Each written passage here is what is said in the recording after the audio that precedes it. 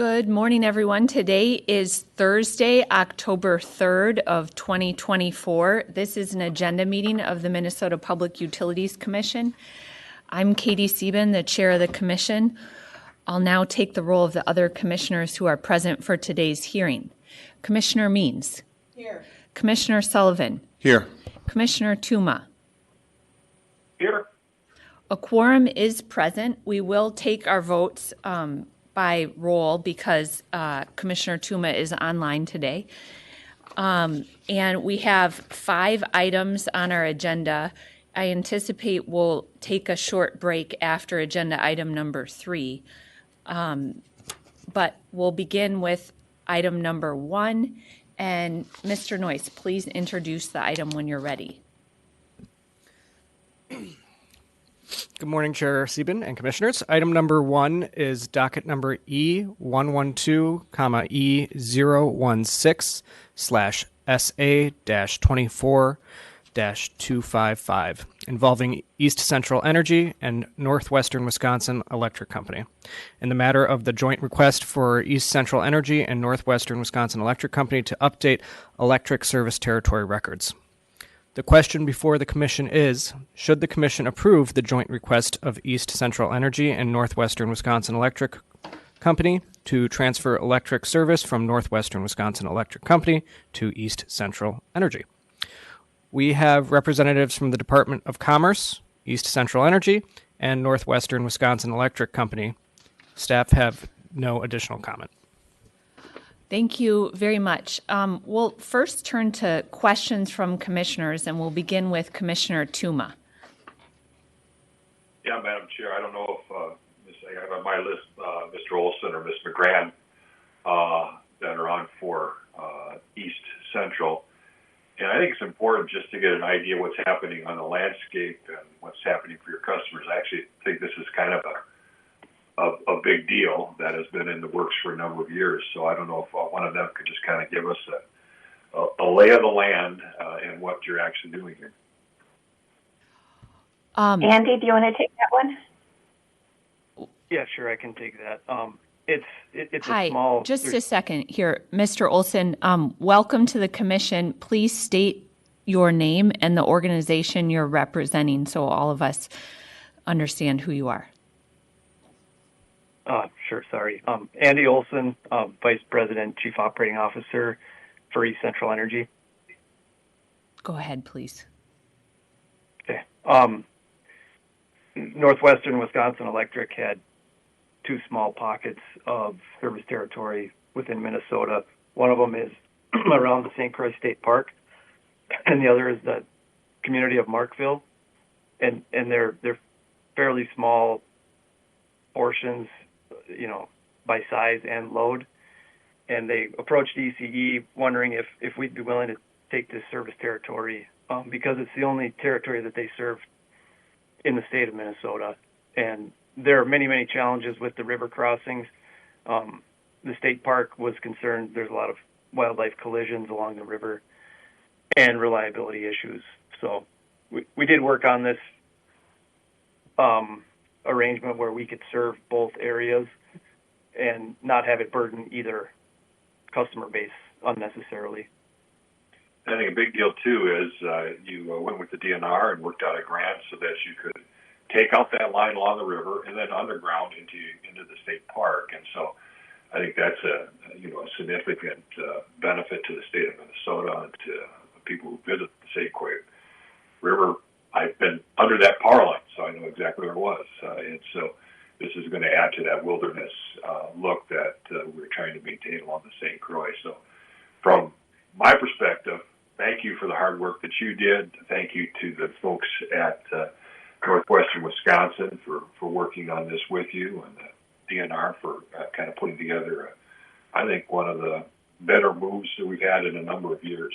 For Northwestern, I was just curious, you still have territory then in Minnesota? I just want to make sure, because we do. I know Otter Tail likes to brag they're the smallest investor-owned utility that we regulate, but in reality, it's Northwestern. So I was curious, do you still have territory in Minnesota, or are we still going to be doing the arrangement we have where we adopt the Wisconsin rates? I think you're on mute. Sir, you're on mute. And could you please state your name for the record? Commissioner Tuma, this is John Richards. I'm president of Northwestern Wisconsin Electric. To answer your question, if this is approved, we will not have customers in Minnesota, and we will have just some transmission facilities in Minnesota, but we will not be serving anybody in Minnesota on a retail basis. Yeah, that's good to know. So our rate regulation relationship with you ends, and it's been a good one. Thank you for being a good, utility for Minnesota citizens up there, and we're happy that you were able to work out a good arrangement with East Central. I think this is a win-win for the whole area up there, and that particular river crossing. So thank you. Yep, we agree, and that's why we reached out and tried to work something out and facilitate the process. Madam Chair, I just wanted to highlight that, so I don't know if there's any other questions, but I could have a motion. Are there other questions from commissioners? Hearing none, then Commissioner Tuma, please make a motion. I move that we approve the joint request from East Central Energy and Northwest Wisconsin Electric Company for Northwest Wisconsin Electric Company to discontinue and transfer electric services to customers in the affected area to East Central, and request that MnGeo update their service maps to reflect the change. Thank you. Commissioner Tuma's motion is before us. Are there any questions? Hearing none, we'll proceed to vote. Commissioner Means? Yes. Commissioner Sullivan? Yes. Commissioner Tuma? Yes. I also vote yes. The motion passes 4-0. Thank you very much, everyone. Thank you. Thank you. Agenda item number 2, when you're ready, please. All right. Agenda item number 2 is docket number E299, E132/SA-24-257, involving Rochester Public Utilities and People's Energy Cooperative in the matter of the joint request of Rochester Public Utilities and People's Energy Cooperative to update electric service territory records. The question before the Commission is, should the Commission approve the joint request of Rochester Public Utilities and People's Energy Cooperative to transfer electric service from People's to Rochester? We have representatives from the Department of Commerce and Rochester Public Utilities available for Commissioner questions. Staff has no additional comment. Okay, thank you. Commissioners, do you have questions for Rochester Public Utilities, the Commerce, or People's Energy Cooperative? Hearing no questions, Commissioner Tuma, are you ready to make a motion? Madam Chair, I would be happy to make a motion. That motion would be that I move that the joint request of Rochester Public Utilities and People's Energy Cooperative be approved for People's Energy Cooperative to discontinue and transfer electric service to the customers in the affected area to the Rochester Public Utilities, and request that MnGeo update their service territory maps to reflect. Thank you, Commissioner Tuma. Is there any discussion of the motion? Hearing none, Commissioner Means on Commissioner Tuma's motion. Yes. Commissioner Sullivan? Yes. Commissioner Tuma? Yes. I also vote yes. The motion passes 4-0. Thank you very much, everybody. Next, we're moving on to item number 3. So if the parties who are working on item 3 can come forward.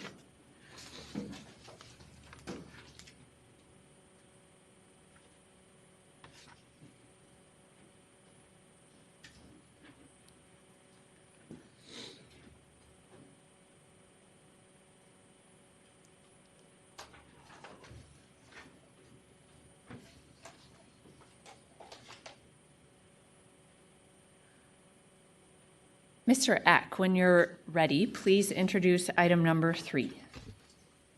Good morning, Chair Sieben, Commissioners. Item number 3 is docket E002, E017, ET2, E015ET10, and that's slash CN 22-538, and that's also backslash TL 23-159, and it's in the matter of the application for a certificate of need for the Big Stone South to Alexandria to Big Oaks transmission project, and in the matter of the application for a route permit for the Alexandria to Big Oaks 345 kilovolt transmission project in central Minnesota. The questions before the commission are: should the commission find that the environmental assessment and the record created at the public hearings adequately address the issues identified in the scoping decision?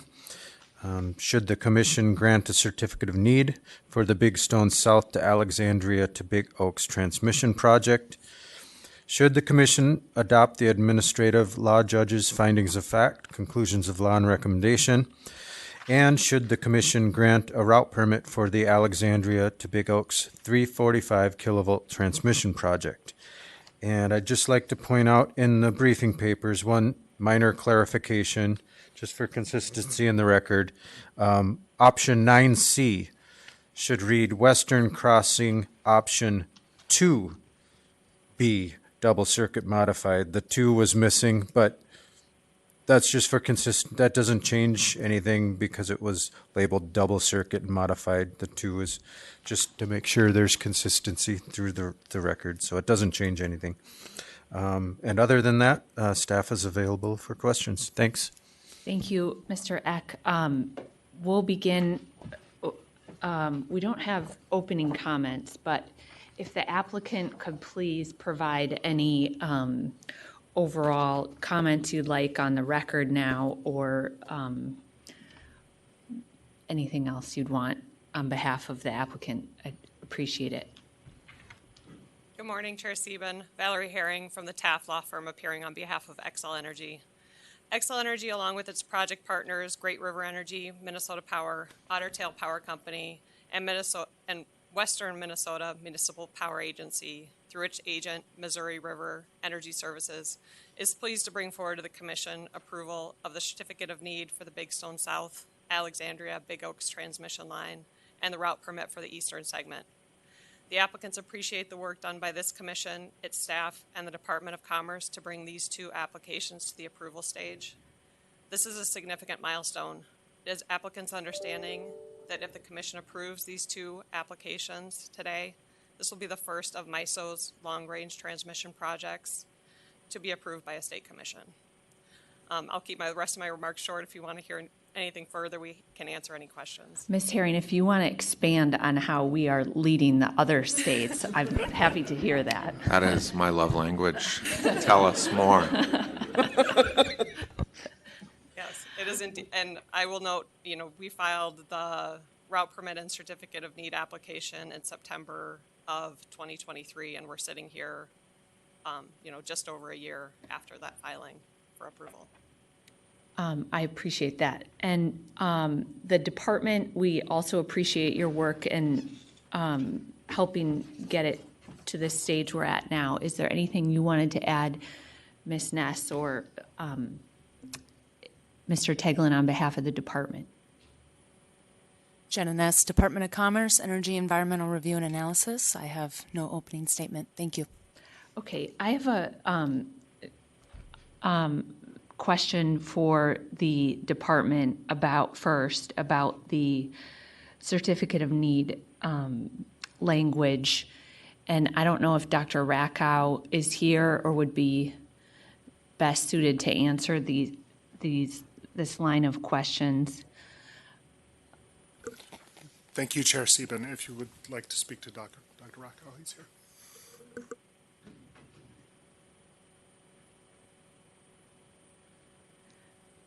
Good morning, Commissioner. Steve Rocco from the department. Dr. Rakow, the language that you proposed for granting the certificate in need, I think I'm understanding it that it is slightly unusual, and I think that is because there are the two different segments right now. But what I was wondering is if,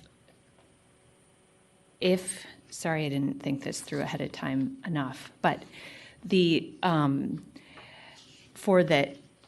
if the commission does what I think it will do, which is grant the certificate of need today, my understanding of what you're proposing or what the department is proposing is that there would be almost like a compliance filing that is detailing the overall cost of the project.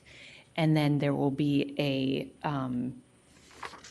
then why don't I start with this? How do you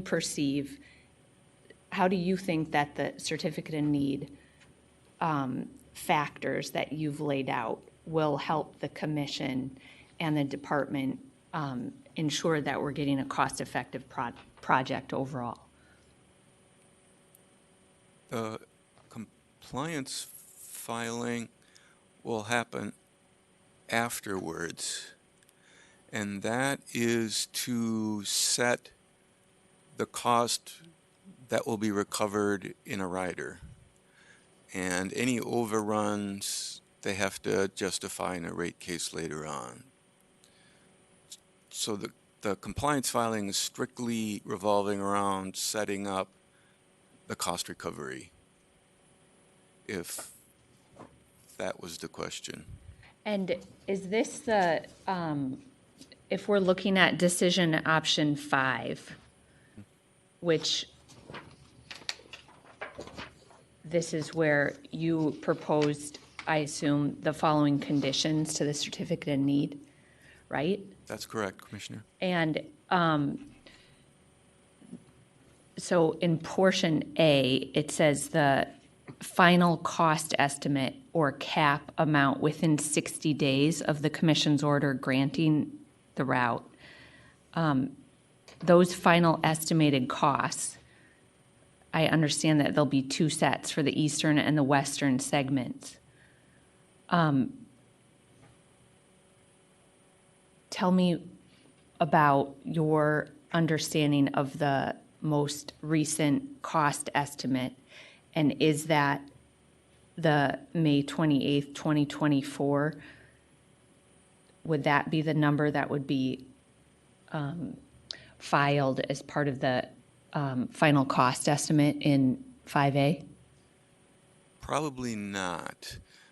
The commission will make the decisions on the route that Excel and the other applicants didn't anticipate. And the purpose of the compliance filing is for them to give us a number that is a cost estimate that's consistent with the commission's routing decisions. And Ms. Herring, on this matter, is the most recent estimate that was outlined in your May 28th, 2024, is that the most recent cost estimate that you have?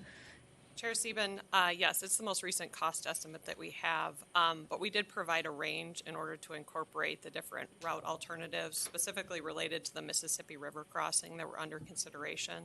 So it's my understanding that once the commission decides what the Mississippi River crossing will be for this project, that we'll file that compliance filing incorporating that ordered route into the cost and provide a single cost estimate that incorporates the approved route. So after we make the routing decision, then immediately, because you already know the estimate, you will file it with, like it is laid out here, within 60 days of our order. I'm a little concerned that that is the most, I understand we need to make the routing decision and that will impact the cost. But what assurance do we have as a regulatory agency that that cost estimate is a reasonable one and it won't have unnecessarily escalated in the previous, weeks or summer or whatever? Chair Sieben, it's my understanding that those cost estimates that we previously provided in the record are the most recent ones, and the final cost estimate that we'll provide after the route is approved will fall within that range. We only provided a range because there's different route alternatives under consideration. Okay, and Dr. Rakow, you think that that's a reasonable expectation. It just seems a little it seems a little unusual, the language that you proposed for the commission, and I'm just trying to work through that. If we're getting the estimate based on the most recent numbers for the segment we choose today, then that will essentially be like a soft cap that later then the department and the commission will be able to go back and assess whether the project was, any costs above that were reasonably incurred. Is that your understanding of the way it would work? Yes. Okay. I, with staff, put together alternative language that I think is similar to A, B, C, and D. But if we can put it up on the screen, I apologize that this was late or that I didn't pre-file it. And maybe it is, maybe the path that you laid out here will work, Dr. Rackow. And Ms. Herring, I understand that you're seeing this last minute, but the way I was thinking about it is similar to what is outlined here that staff helped me put together. So essentially, we are approving the CN for both the eastern and western segments, and that is what is a little bit hard for then also granting a certificate of need for the entirety of the project. So the way this would work is the amount listed here is the May 28th, 2024 reply comments, and maybe you will say that that needs to be slightly different. But then the western segment, when we make that route determination, then there would be, it says like subject to department review. There's also like a soft cap put on the expenses. And so you can say you need more time to consider this, Dr. Rackow or Ms. Herring, but this is what I was thinking, kind of effectuated language that's similar to A, B, C, and D, but might be a little more clear. Dr. Rackow, do you have any comments or concerns about this or reaction? Offhand, I can't remember if the cost estimate was split out by east and west.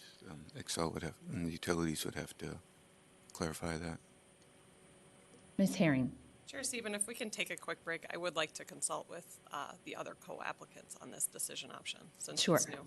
I think that, and again, just to help explain the thinking is we're granting the certificate of need for the overall project. And I understand that it is in, it's in the public interest to do that at this point. But I do think that with us not knowing the western segment cost, there needs to be a little more assurance that when that route is selected, the cost estimate is not just something that the applicants can pick a artificially high number so that it reduces the regulatory review over any updates. And so that was the intent, was trying to follow a similar process to what we've done on other large infrastructure projects that's still granting the certificate of need, but also is attempting to put in a mechanism for review of cost that might exceed the soft cap. Commissioner Sullivan. Thank you, Chair Sieben. And, I was thinking about this, and I appreciate what you're doing here, but what made me feel comfortable that the utilities involved would not have that, incentive baked in because they're getting the certificate of need on the front end was that some of the co-owners are public power utilities and cooperatives. So my general sense is like they don't have that same incentive, but I don't know if that is where you were. That's where my head was at. I'll be interested to see what the parties think, but. Yeah, no, it's a good point to raise. Why don't we take, like, would 10 minutes be enough? And then we'll come back, and then I do have other sections of or different questions for parties on different portions, but we'll take a 10-minute break and then come back at 10:40. Commission stands in recess.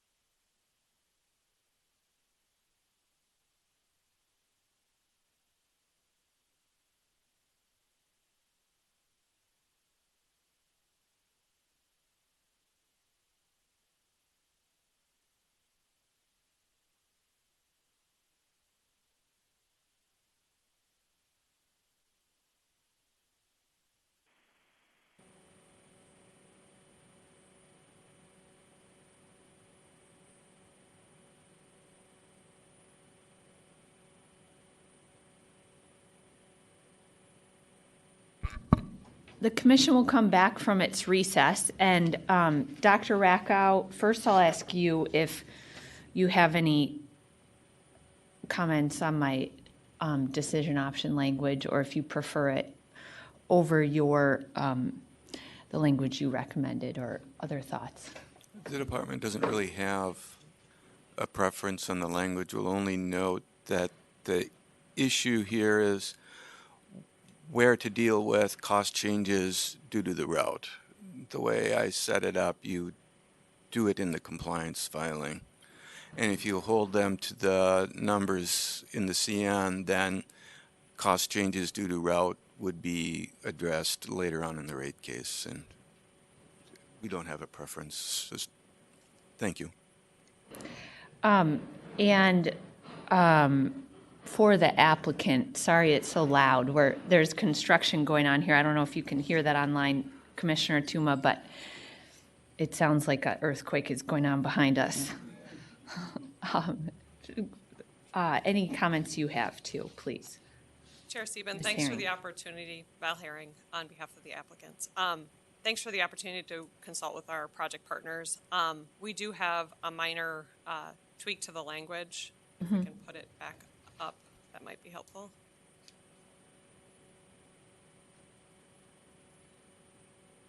So since the western segment will involve a greenfield route, there may be significant changes to the route based on, the scoping process and routes that are put forward.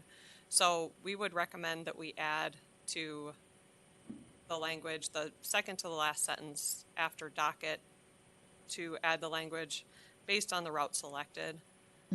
We believe that would help incorporate any changes to the cost due to changes to the route that may not be anticipated at the time of filing. Right. I think that this, if you're comfortable with this language, Ms. Herring, and the department's comfortable with it, it seems to me that the overall benefit is we're picking essentially like a cap that's not as open-ended, and it's a little more timely than the process that the department laid out. So I appreciate that. And just to be clear, Dr. Rackow, though, with Ms. Herring's change there, you're comfortable with this too? Yes. Okay, thank you. Moving on to another section of the record that, and again, I apologize that this is coming up late, but Ms. Herring, as you know, from doing a lot of permitting work in front of the commission, the labor reporting does not apply to transmission lines as it does to the labor statistic reporting is in wind and solar applications. If we took, and I apologize that this is last minute for everyone here, but if we pulled out our labor statistic reporting and prevailing wage language from wind and solar permits and then inserted it into here, and we can put that up on the screen so I can articulate what I'm asking. You may need time to consult with with the partners, but I would hope that this would be something you would be willing to do. It is, as it's outlined here, the same labor statistic reporting requirements that apply for wind and solar projects.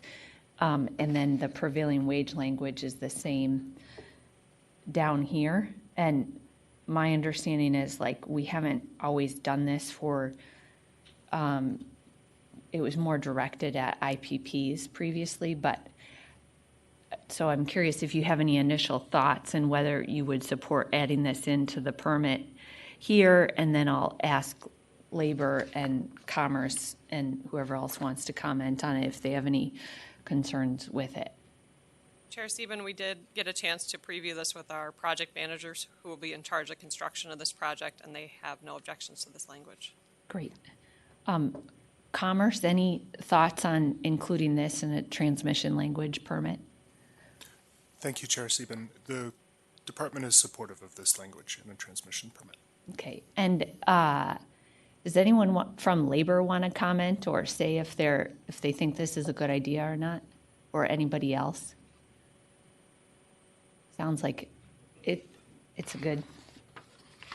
Mr. Runke, welcome. Sorry to put you on the spot, but I would assume that, could you please state your name and the organization you're representing, and then comment on if you think it's a good idea for the applicants to report on labor statistics and prevailing wage? Yeah, Nathan Runge with IUOE Local 49. I'm pretty sure the other labor groups would probably agree that we would obviously support this and find it very beneficial to have this in these kind of proceedings as well. It's been helpful in the other sorts of work that it's been added to, so we'd obviously be very supportive of that. So thank you. Yes, okay, thank you. Commissioners, who has other questions? Commissioner Sullivan.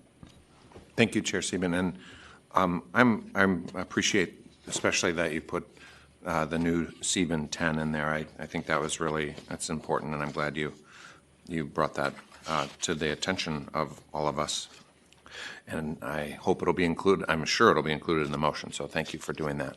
I had a question just for the applicant, and you had mentioned that this is the first of the LRTP lines. I think that's great. I know that all three of those lines, this being one of them, are at various stages in the Minnesota process right now. At least the Tranche 1 lines are. And then we've got the grid tie line that's moving forward and some of the other ones. So there's a lot of transmission work that's in the process, so which I think is important. But I'm curious, are we technically ahead of schedule right now on LRTP tranche on this line? This is line 2 and 3 technically within the map, right? Within the MISO map, if memory serves. Commissioner Sullivan, this is LRTP2, so Yeah. We're granting a certificate of need for both segments of LRTP2. I think as far as being on the MISO schedule, I think we're on schedule with what we anticipated to be the in-service date for the. Not ahead of schedule, but we're on schedule with what MISO is hoping for. Yes. Yeah. And then what is the anticipated in-service date again of the line? When will it be energized? The current in-service date is 2027. 2027. So we're on track. And I guess I should say that's for the eastern segment of the line. Right.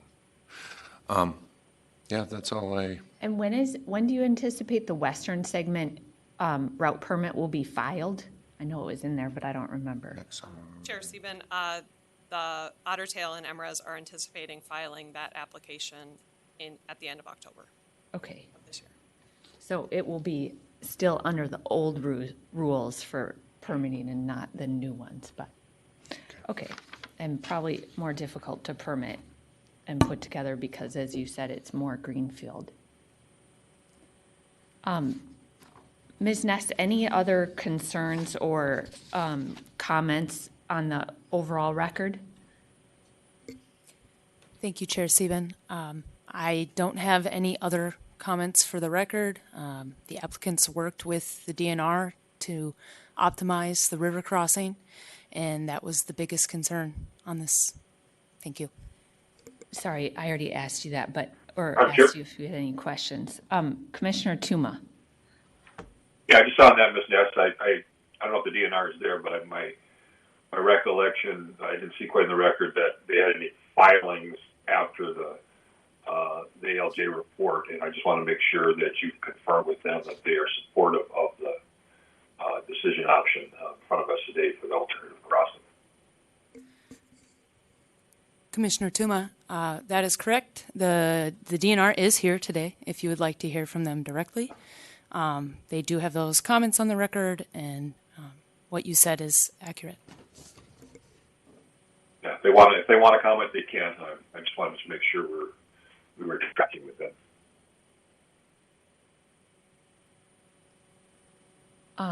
Who's from the DNR? Sorry, I don't have my list of names in front of me, so apologies for screwing this up. I think Kate Fairman is the one Ms. on my Fairbanks. list that I'm looking. Welcome. Please state your name for the record, and there's a little mic, there's a button at the bottom there. Chair Sieben, members of the Commission, my name is Kate Fairman, and I am with the Department of Natural Resources. I just can confirm that, yes, we were able to work with the Department of Commerce as well as the applicant to come to a mutually agreeable option, which is in front of the Commission today. Thank you very much for your consideration on this. Yeah, and it's worth noting, I think, that today we're actually removing two river crossings, one up on the St. Croix and one on the Mississippi River. So I guess we can actually consolidate facilities, and so I think that was a good decision on everybody's part. I think that's helpful to the DNR because now we have less transmission across the waters. Yes. So thanks. I echo that thanks, and just want to note that I had to Google what a butternut survey or what a butternut is, and now I understand it's a type of plant species. So thanks for your work on all sorts of good sections of the permit here. Actually sounds kind of good. Madam Chair, just on number 5, a little deliberation, but I also want to be available for questions. Was your intent that your 5 replace all of the 5 in the decision options or only a portion of 5? Commissioner Tuma, it would be my intent to move the new language for all of 5 instead of all of 5. Yeah, I just wanted to be clear. Thanks. That's all I have. Are there other questions on the overall questions before us, or we can move to deliberations? Commissioner Sullivan. I don't know if I'm happy to make a motion, or I know you've done a lot of the work with the. I'll just add my stuff in if needed. Okay, but I'm happy to move the staff recommendation with the additions of your new decision option 5 and your new decision option 10. Great. Just to be clear, it would not, your motion then would not be the language that's listed on 5 in the decision options. It would be a replacement of correct. 5. And then 10, the new language for the labor statistic reporting and prevailing wage would be inserted into 10. Correct. Do we need to see that on the screen? Or does anybody need to see it? And then my language would include for 5, would include the amendment that Ms. Herring added there.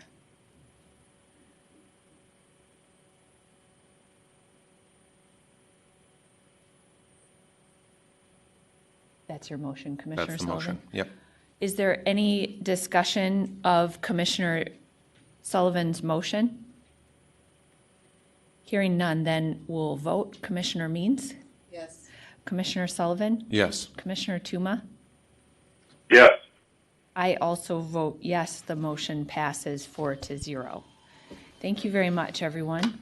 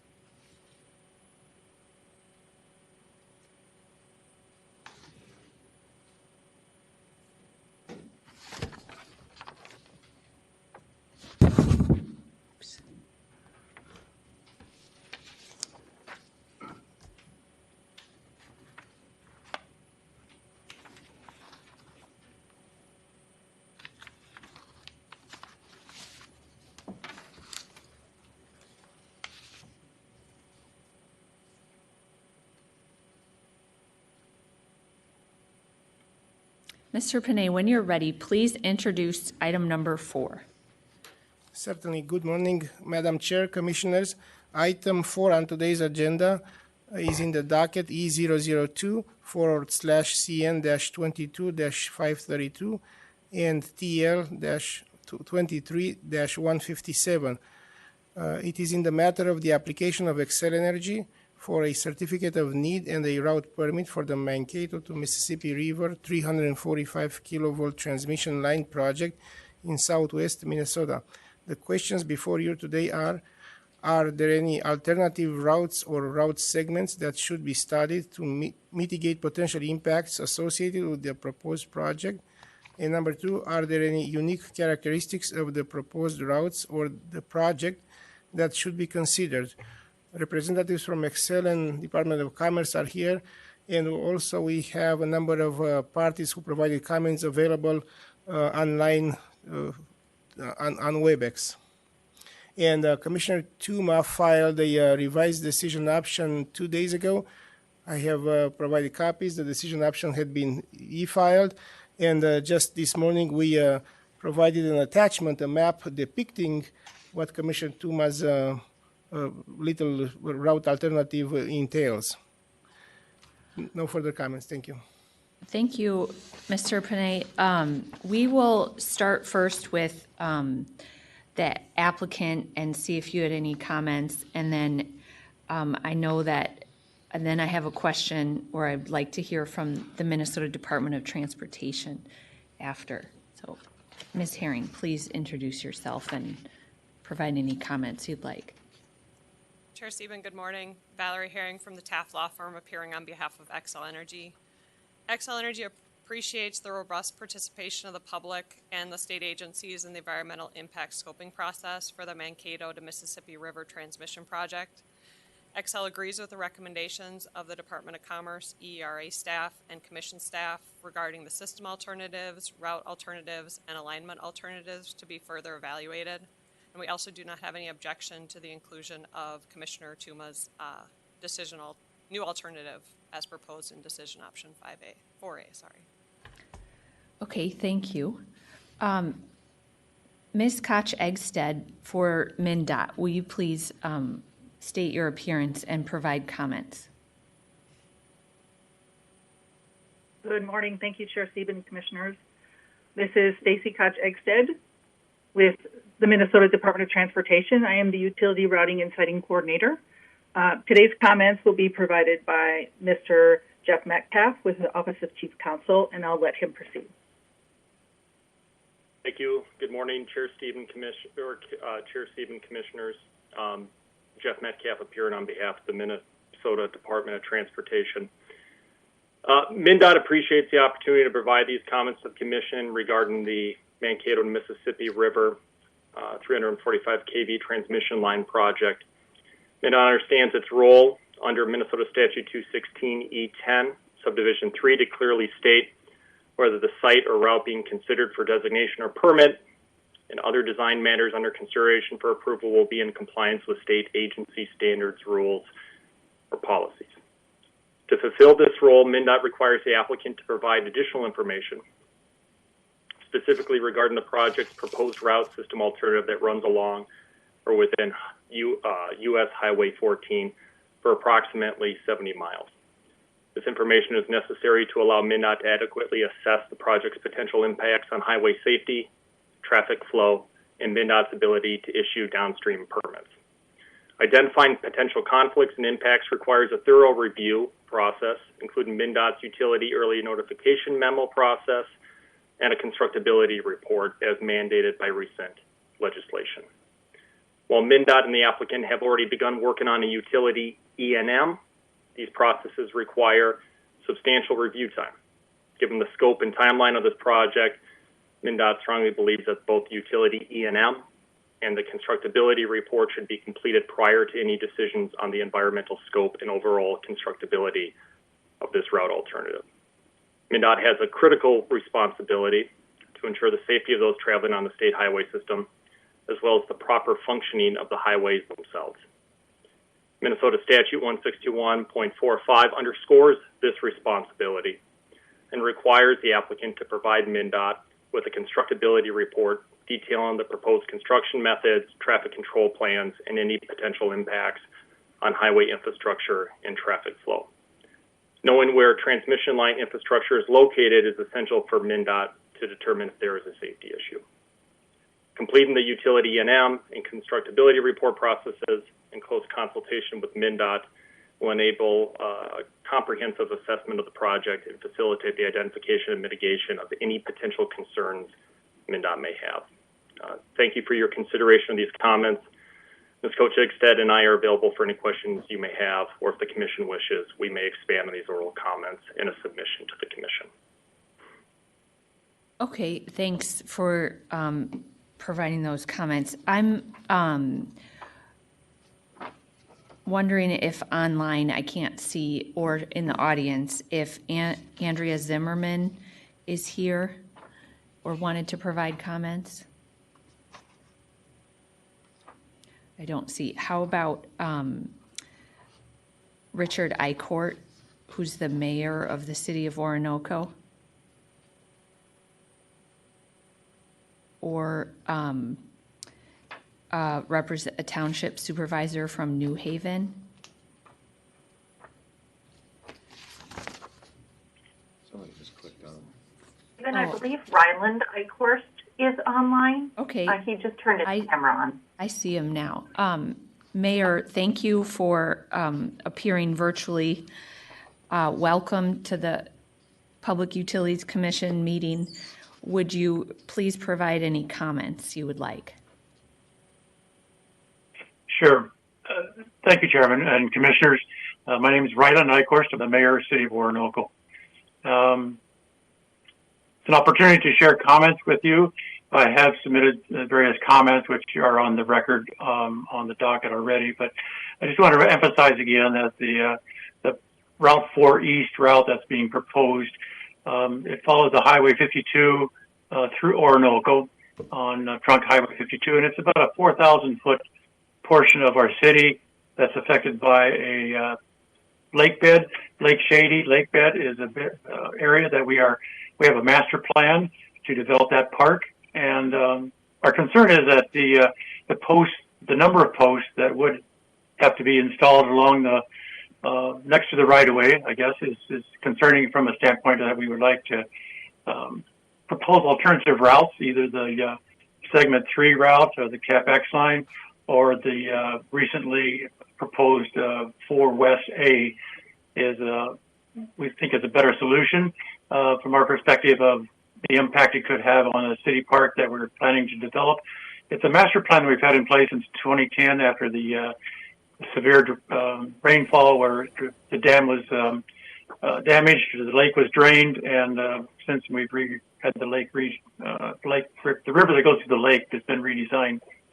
So consequently, we think that any type of dividing the city of Orinoco, right now Highway 52 bisects both the east and west sections of of Orinoco, and we just feel like a power line coming down the Highway 52 through the park is another visionary objection to the route. So we'd like for resolutions for those 2 alternative routes, which I believe is identified as segment 12 and 13 alternative options. So we think those are very viable options and would seriously like to have the commission look at those alternative routes.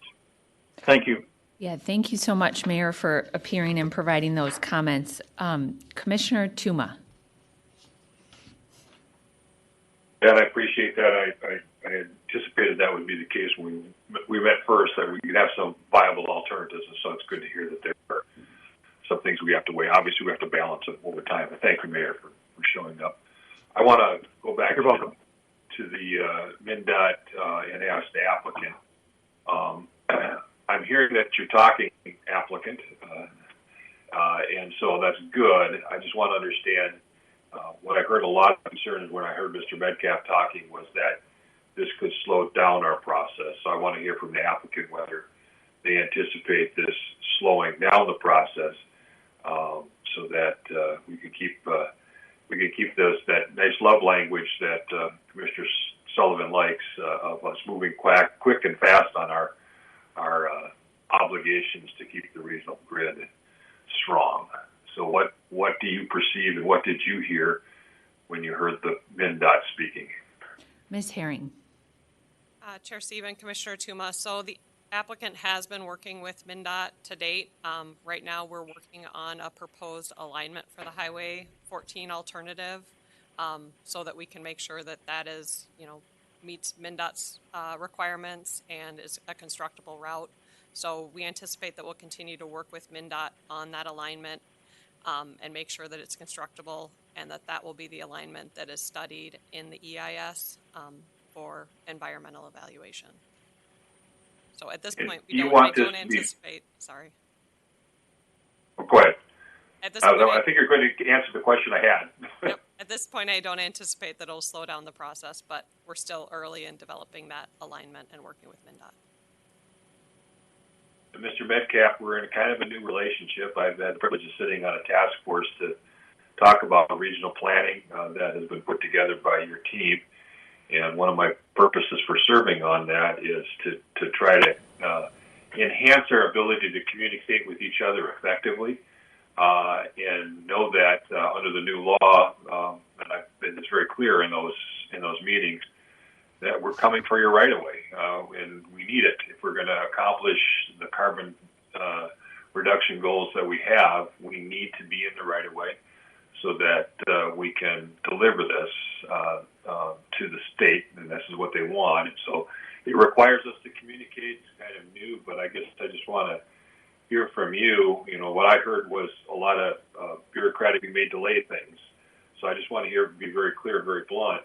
I'm hoping that you're spinning your teams up to be able to effectively address these issues of safety and reliability of the transportation system as we put these infrastructures in. And so I just want to hear that your goal is not to delay the process timelines that we've got set here. You can meet them and you have a team ready to provide the inputs so that if we're going to do this route, you have the input of whether it's safe or not safe. Commissioner Toom, I appreciate the question. I might tap my colleague, Ms. Coach Eggstead, for this one. I'll just say before I turn it over that we understand that MnDOT right away is a resource is needed for these types of projects to improve the reliability of the grid.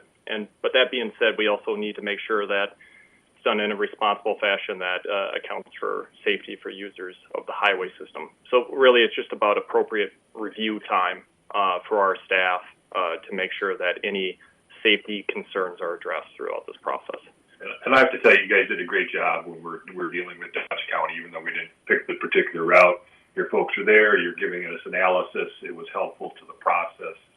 It helped Dodge County out because Dodge County is giving up some of their right-of-way under the law, and so it helped us kind of set a standard. So I'm appreciating what I've seen so far, but this is a little bigger than the route we did in Dodge County. So I just want to hear from you all that you're spinning up a team and you're ready to start working with the applicants. Ms. Constant? Yeah, if I may, thank you, Commissioner Tuma. We have delivered. I know that not everyone in the room understands our new utility early notification memo process, but that's the way that we are initially vetting projects and doing a desktop review of the impacts. So we spread that review out throughout the agency. So between our Office of Environmental Stewardship, between offices like operations, safety, snow fences, planning, permitting, they all get to review that E&M. So that's what we consider to be the start of this review. And then because neither, I don't think this team of Excel or MnDOT to this date has participated in a constructability report, we would assume that the information found in that E&M would help populate or guide the constructability report. And that's something that the applicant and MnDOT will have to talk about. We'll have to determine. Of course, we would hope that any final route width would be wide enough that if we could not accommodate, that there could be other options. Of course, we aim to accommodate. That's what our policy is for. But in the meantime, we're waiting, right now to be very specific. We are waiting for that E&M, and we are looking, because it is 70 miles, for a 60-day review of just that E&M internally, and then delivery of those results to the applicant. And then to the applicant, what you're hearing, is that what you understood, and that you can make that fit within your time frame? Commissioner Tuba, Chair Seaman. Yes, Ellen Heine from Xcel Energy. We have, once we found out about this route being proposed during scoping, we did begin developing kind of a preliminary route, which we did provide to MnDOT, and we have had a couple conversations with them about that process, and we are currently in the process of pulling the information together for that E&M to get submitted to MnDOT.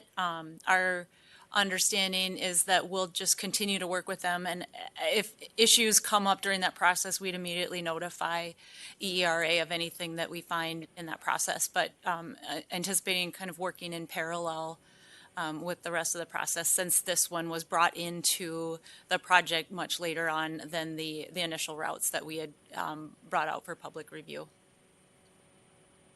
And I want to, the good point that was made was route width. I mean, there may be sections where we do have to deviate from the right-of-way. Are landowners then being notified now? How is that process going so that landowners maybe along the right-of-way are aware of this? I mean, I just want to make sure that this is kind of a new route that's later in the process, so there's new people getting theoretically affected. So what's happening with that regards?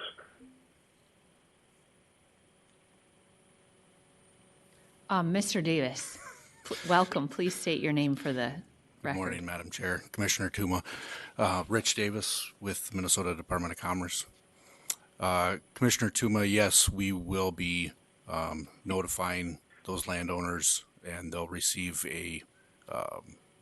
essentially the scope of the EIS as well, and they'll receive maps once we have an alignment and a route that we can include in our scoping decision. We'll notify all those landowners along that plus all the other alternatives that we're looking at. A lot of work ahead, so thank you. And Madam Chair, the only questions I had. okay, thank you. And overall, on the timing of the docket, Ms. Herring, are we still on track to make important decisions in a timely manner so that when it's time to begin construction, you'll have the decisions that are made by the commission? Chair Sieben, yes. So we do have a first pre-hearing order that's already been issued, and we are currently meeting the milestones outlined in that order. And you anticipate that if we grant a permit, it will, you'll be able to begin construction in, is it the first quarter of 26 that you're aiming to, or I think it said 2026 to start construction, or am I wrong? Start construction fourth quarter 2026, you're correct. Oh, fourth quarter, okay. Okay, Madam Chair? yes, Commissioner Tuma. I forgot to ask Mr. Davis, I think you saw my little route alternative. I should ask you if you're okay studying it, just to give you the rationale. I thought if we could maybe save a tower or two if we just continued the straight line. But I also know that we're crossing another landowner's property, and so I would like a lot of input from that additional landowner's property to the south. And so I just want to make sure that you're okay doing the additional work studying that particular small little segment. Mr. Davis. Madam Chair, Commissioner Tuma, yes, we are totally fine with including that. We'll actually include it as a separate alternative from what was proposed with the original alternative 9, because that was proposed by that landowner right there. So they'll be notified obviously of that, of those changes, the new landowners as well that are affected.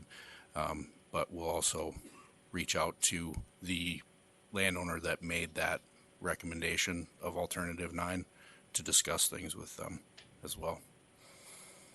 Yeah, it's nice to get a little further away from the lake. We're going to separate at that stage. It'd be nice to separate if we can save a tower or two, but I also don't want to affect a new landowner that was to the south without them knowing about it. Vogels and the groups are pretty well-established names in our communities down here, so I would not want to irritate them too much. So, but I think it's good at least to investigate and see what is available there. So, thank you. Yep. Madam Chair, can I ask for some clarification? When Mr. Metcalf was making his opening statement, maybe I heard him wrong, but I believe I heard him say that MnDOT wanted the E&M and constructability report before any decisions were made on the environmental scope. Is that accurate? Because that would have a big impact on our timing. Mr. Metcalf, I don't know if, can you Do respond you want me to to that? answer that? Okay, Ms. Koch-Egstead, please clarify that Yes, thank for you. Commerce. Thank you. That is, albeit far-fetched, that would be, that's our hope as our agency reviewing, such a substantial route alternative. It would be our hope. We understand that timeline-wise, and we would not want to interrupt the process, prolong it, or complicate it. But in order to get the best result or the best feedback from our agency and what's committable, of course, in a perfect world, that is what we would want in this timeline. We understand that may not happen, but we will work with the applicant to do as much as we can while we parallel your timeline and give feedback throughout. Yeah, just as long as you understand that we have statutory obligations for timelines too that we really want to hit and we can't just waive timelines unnecessarily. So we understand everyone will do their best to move things along as expeditiously as possible. Well, Mr. Davis, just along that line, I want to hear what your response would be, but my thinking is if your scope includes a route width that can accommodate moving off of the right-of-way on occasion, that should alleviate some of the concerns the DNR had. And so I'll allow them to follow up with it, but I want to hear from you if that's your understanding first, and then hear from them. Mr. Davis. Madam Chair, Commissioner Tuma, that is my understanding from our standpoint of having a final scoping decision for the EIS. We would like to have a fairly well-defined alignment as well. It wouldn't have to be perfect, obviously, but if we have a wide enough route, we can account for that in our analysis. But it is nice to be able to narrow it down to what the alignment would likely look like, and that would hopefully keep us from having to open up the scoping process again if something changed significantly, or, as long as we stay within that route and that analysis area, I think we should be able to account for that. And that's right. If we have an alignment that's in a right-of-way in an area they feel unsafe to have it, so long as our route width is long enough, then we just have to go to the neighboring landowners to move it, but we don't have to go back and redo the scope. And that's what I'm hearing from you, Mr. Davis, right? Correct. Is that your understanding, Ms. Koch-Egstead? Yes, Commissioner Tuma, it is. And it should accommodate your concerns. I mean, that's what you're trying to get at. It'd be nice to have the actual alignment and it's all safe and good and you can analyze that, but you're going to get an alignment that you might have some input on later, and want you to have that input, and we may move a line within that scope. I just want you to know that we're willing to do that. We do it all the time. So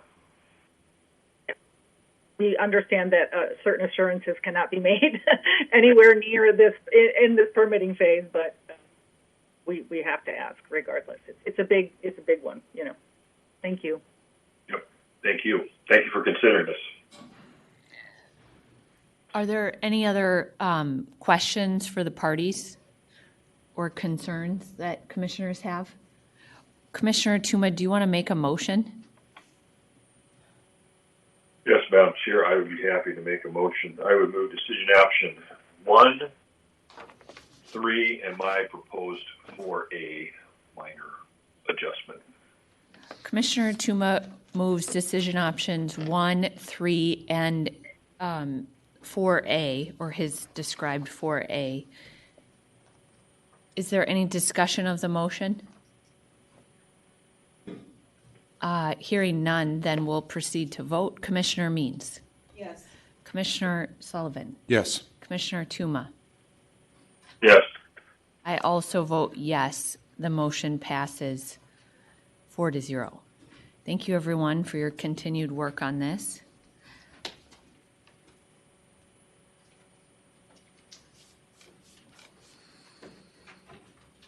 We'll move on to our last agenda item in a second as people get situated.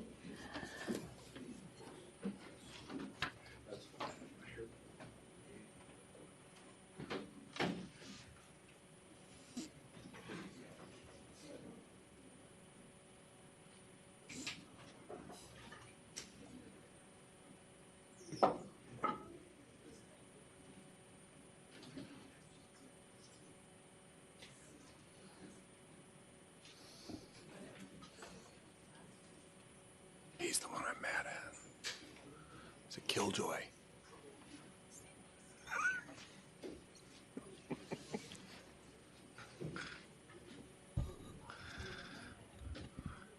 Oh, shit.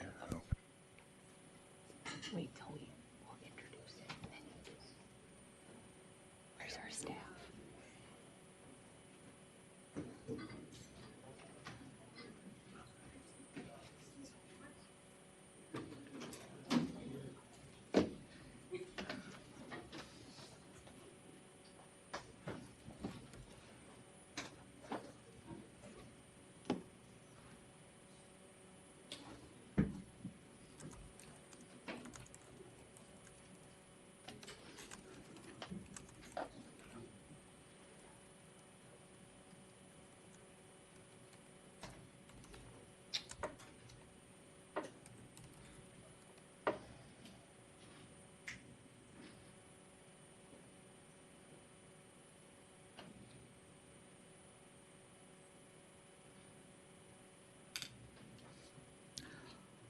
We're just waiting for our staff, and then we'll get started. Is she coming in online? No.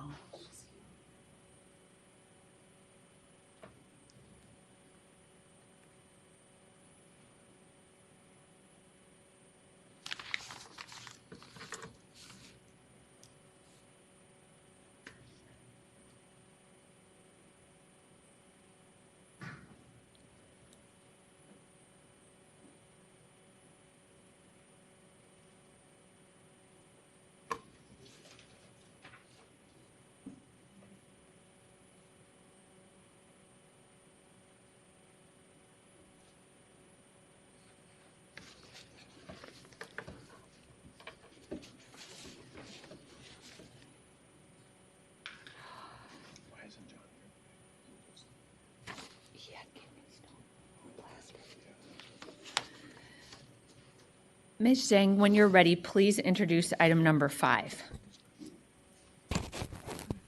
Good morning, Chair Sibin and commissioners. Item number 5 is docket number E002/M-21-590 involving Xcel Energy in the matter of the company's petition for approval of a power purchase agreement with Sample Cogeneration. The question before the Commission is, should the Commission approve Xcel's proposed electrification project and the requested power purchase agreement extension? The following late filed comments were received and distributed to commissioners. The department filed comments with a revised recommendation 2 days ago. Commissioner Tuma also filed a new decision option yesterday. Xcel filed a compliance filing with corrected cost recovery calculation yesterday. Lastly, staff filed revised decision options yesterday. Commissioners received a copy. The hard copies of the revised decision options are available in the front of the room. Thank you. Okay, Commissioner Sullivan.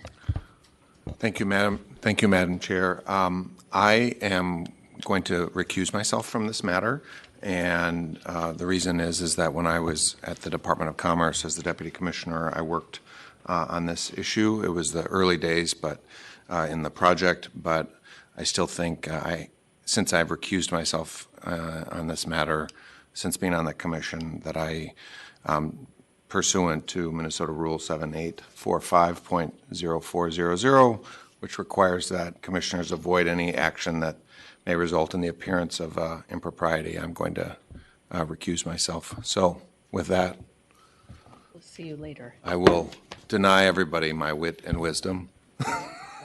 Just kidding.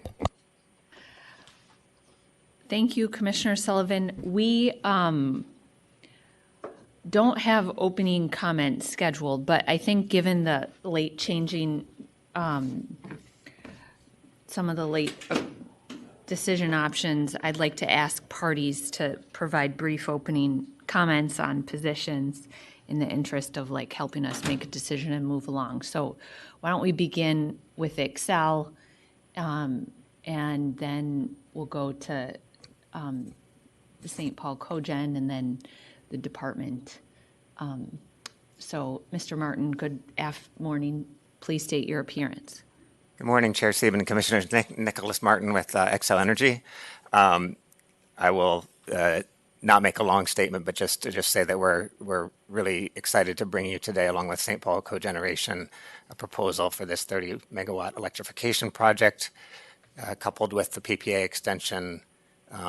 These are both projects we think are tightly linked and consistent with state policy goals, and also have significant societal benefits on both sides, from both the electrification part of it and the extending the PPA. So skipping to the decision options, we support decision option 1, which is approving the electric boiler, and 5, extending the PPA. On the department's modification to 1, we have a small friendly amendment, which is that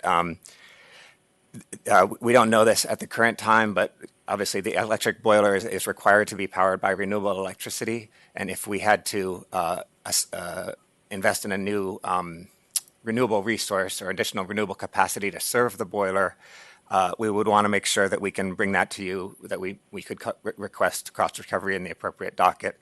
So I don't know if that was intended to be included within this phrase, investments associated with the electrification proposal, but just to be clear, the company doesn't have any plans to own or bring you a cost recovery proposal for the electric boiler itself. That position hasn't changed. But if we did need to invest in a new renewable resource to serve it, we would plan to seek recovery for that through the appropriate docket.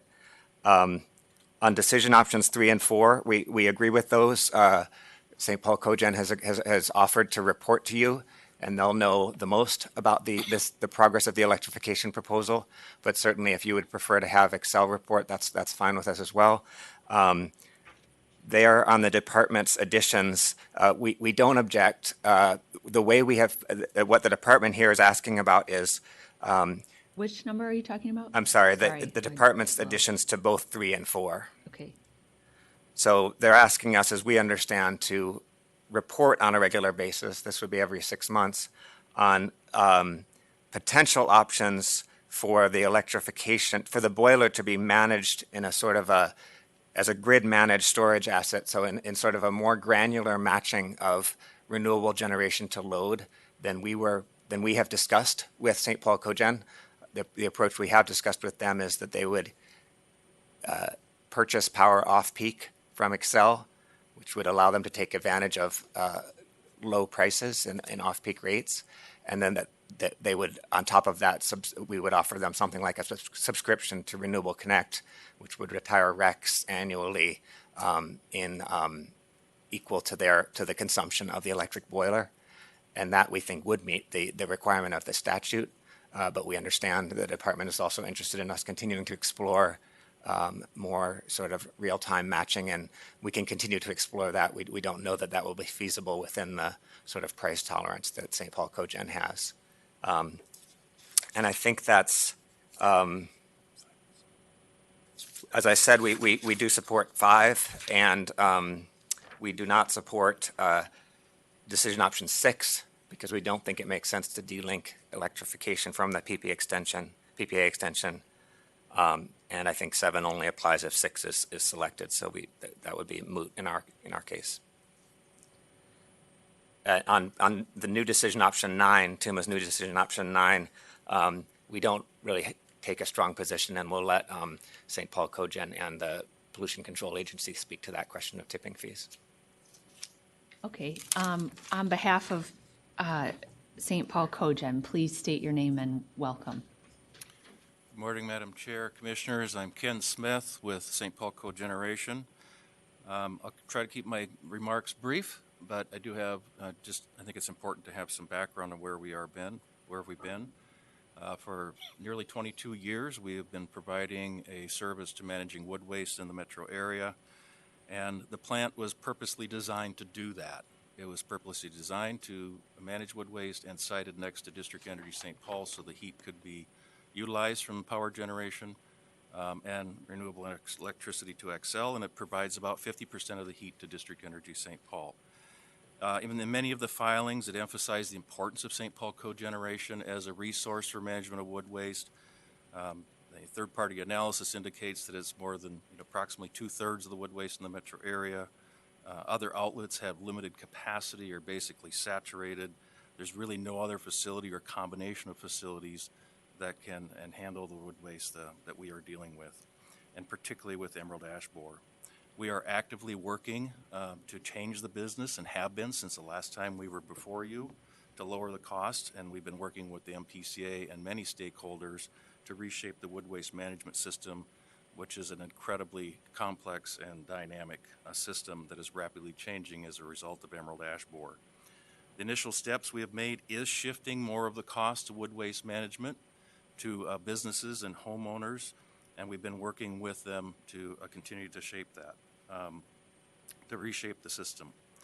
The establishment of the MPCA's Wood Waste Working Group, which is led by the MPCA, is a very important step to this change effort. We meet regularly. We talk about a variety of topics about the system, but also about tipping fees, and clearly tipping fees will be a part of the solutions going forward. This process will take time, and it may require legislation. The staff from MPCA that's involved with the work group is here and can able to comment about the work of the group and also of the dynamics at play. When we agreed to the $98 per megawatt hour price cap in the legislative session in 2021 and the subsequent PPA, the world and our cost structure was very, very different than we have today. Like many businesses, the inflation that followed significantly impacted our costs of doing business, and continue to escalate. We had hoped to lower the costs with this extension of the PPA, and inflation prevented that.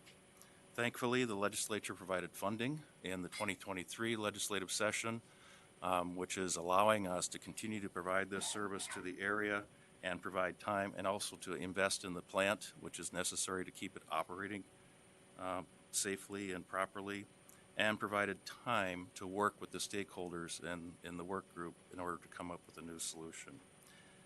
Meanwhile, we need the PPA in order to continue to operate past the end of this year.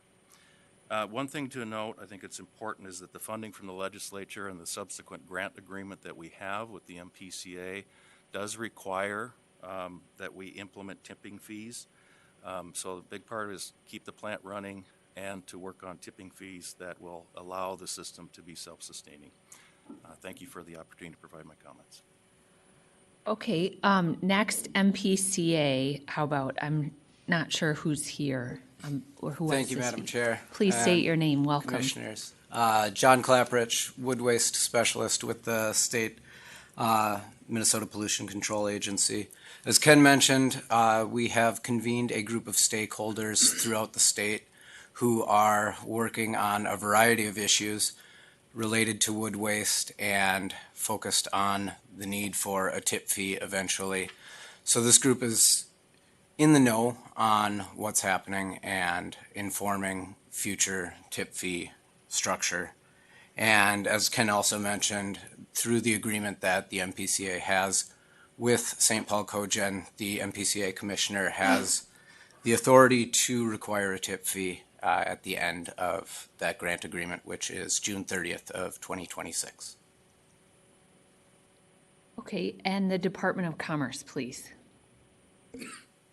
Thank you, Chair Sieben, Commissioners, and good morning, or almost afternoon, or as you put it, aft morning. The department appreciates... and state your name. Thank you. This is Peter Tegland for the department. The department appreciates the company's comments regarding our amendments, and we can provide some clarification there. The department supports decision option 1 and decision option 1A. And as a point of clarification, yes, the department offered this amendment to decision option 1 as a guardrail to prohibit cost recovery for the electrification project itself and not to preclude cost recovery for any renewable resource procured to power said electrification proposal. The department also supports 3 with subpart A or 4 with subpart A. And to clarify our additions to those subparts, in the absence of time value or real-time value renewable energy credits, the department wishes the company to provide updates on the possibility and feasibility for more active grid-managed storage. The department is not convinced that merely using off-peak rates translates to actual use on a real-time basis of renewable energy. The department does appreciate a commitment to Renewable Connect tariff usage by the electrification project, but we would like to see this take the next logical step, or at least examine the next logical step for this project to be an actual sink for excess renewables or other smart use of grid value. And given the size of the electrification boiler, of the electric boiler, it does seem like a feasible use case to study with this here.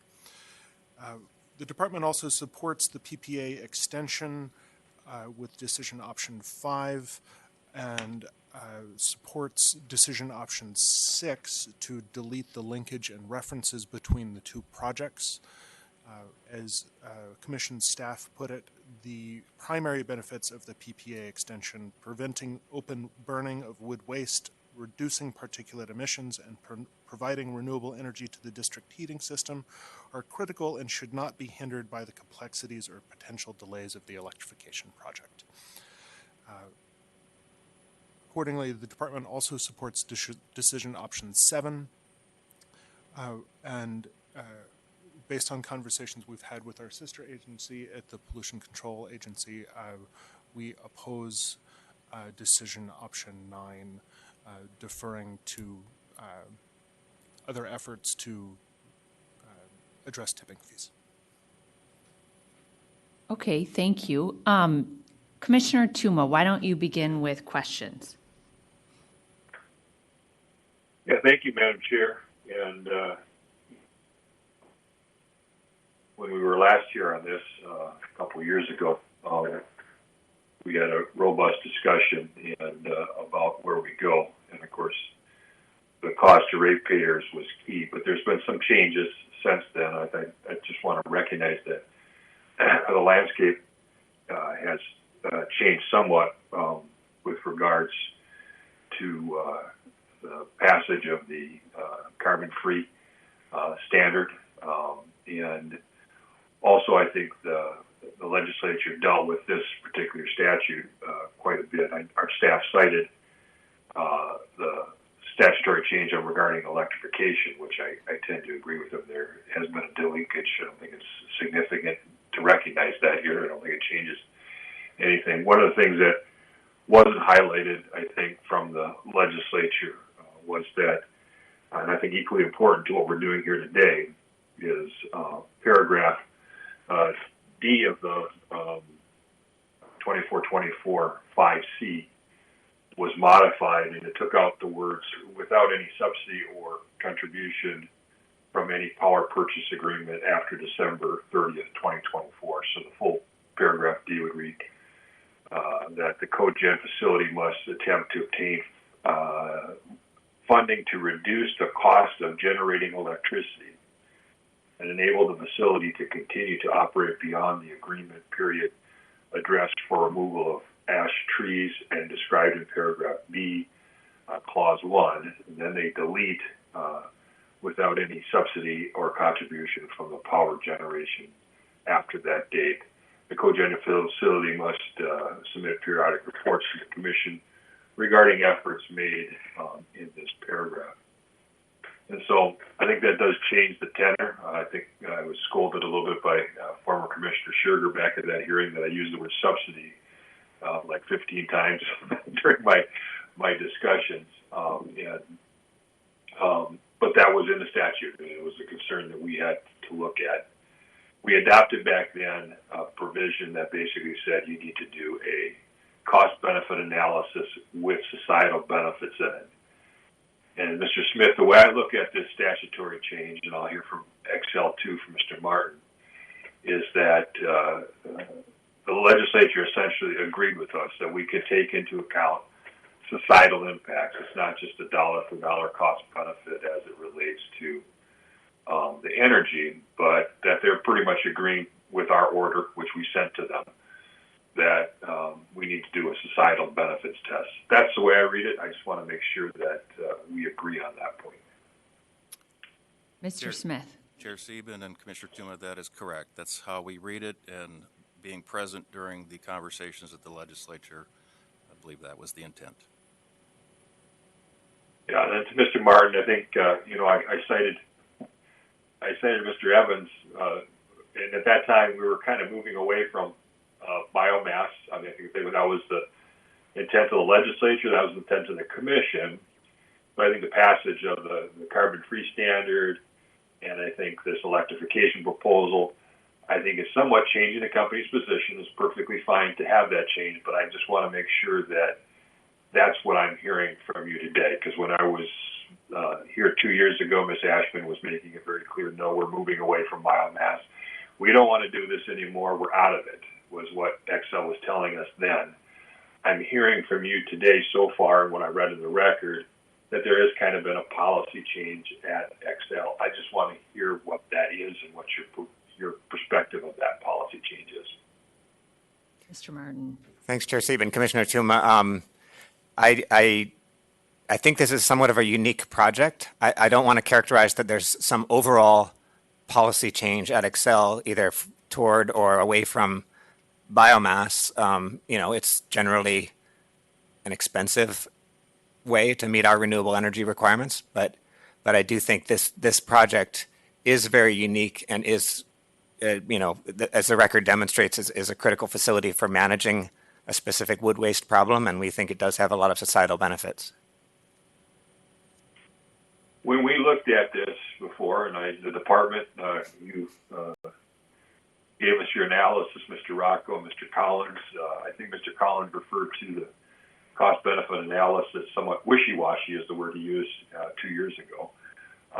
Your analysis is a little less negative on it. I think the word you said, it might pass the societal benefits test, not a resounding endorsement at $98 a kilowatt. There's been some additional filings since then by the company explaining this. Is there any change to the department's analysis? It seems like they're supporting this, but I guess the analysis of whether this meets the societal benefits test that was done and whether that societal benefits test was sufficient. Who is that for, Commissioner Tuma? The department. Yeah, sorry, the department. Mr. Tegland. Thank you, Chair Sieben, Commissioner Tuma. The results of the societal benefits test are close in numerical terms, and I think the mathematical relationship to wishy-washy is that there any change in these figures may change the alignment of those of that final figure between societal benefits and societal costs. The department is also cognizant that a purely monetary societal benefit cost is not the only public policy consideration here, and that there are some strong signals from the legislature and elsewise that that this would be a good idea. So the department continues to recommend approval of the PPA. And we would like to see some compliance filings to see how those societal cost-benefit analyses change, if any costs change along the way. Thanks, Mr. Martin. I'm looking at this PPA, and what maybe I'm reading too much into it. I see it's a 7-year PPA. I do know the grant from the legislature was a 7-year grant to the MPCA to figure out some of the other things they could do in this space, which includes, as they said today, tipping fees.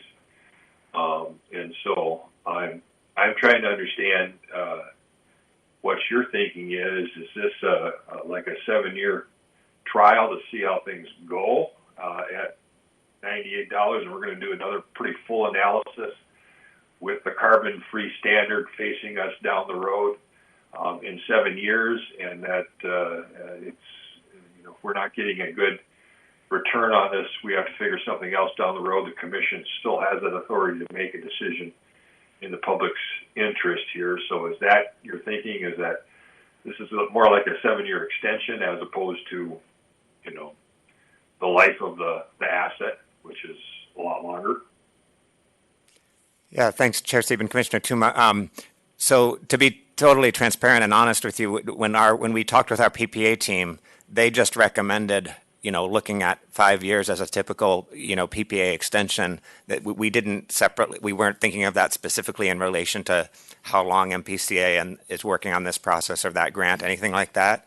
So when we modeled, excuse me, when we modeled societal benefits, we certainly modeled those over a longer period. 30 years, 20, I think we presented our numbers, 25 years, 2025 to 2050, to look at what would be the societal benefits, because throughout our analysis, we were modeling it as a package, electrification and PPA extension, and we still think it is. And so it was logical in our view when we were doing modeling to look at, what would be the life of an electrification project and sort of try to get a holistic view of the societal benefits, modeling it in that way. But we deferred to our PPA team in terms of how long a PPA they wanted to sign. So that I just want to be clear. I think that it could function in the way you're suggesting, that it gives us another chance to kind of look at ways to fund all these societal benefits in 2031. But that wasn't a specific sort of strategy in how long of a PPA that we talked about. And you could probably guess from my decision option, I want to have that analysis continue. The statute requires the cogeneration facility to attempt to obtain funding to reduce the cost of electric generation. They did obtain funding, $16 million, Mr. Smith, I believe. And so I think what you were saying is, look, our cost of running the business needed that whole $16 million, and none of that $16 million is going to go to reducing the cost of electric generation. Is that my understanding? Mr. Smith. Chair Sieben, Commissioner Tuma, that is correct. Given the current circumstances we are in, we do not see that reducing the cost of electricity. We are also facing significant investments in the facility to keep it operating, turbine outage, and so forth, that we're going to have to do it in order to continue to provide this service.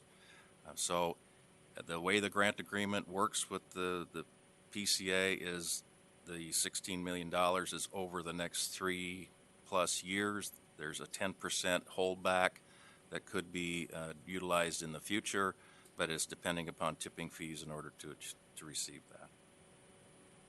And I think you also have some increases towards those receiving heat. I'm not in the building there, but when they heat our building, there's going to be an increase in the heating customers paying in this. So I think you have sought that out. What is that? How much are we looking at over the near future for increased money from those who are receiving benefit of the heat?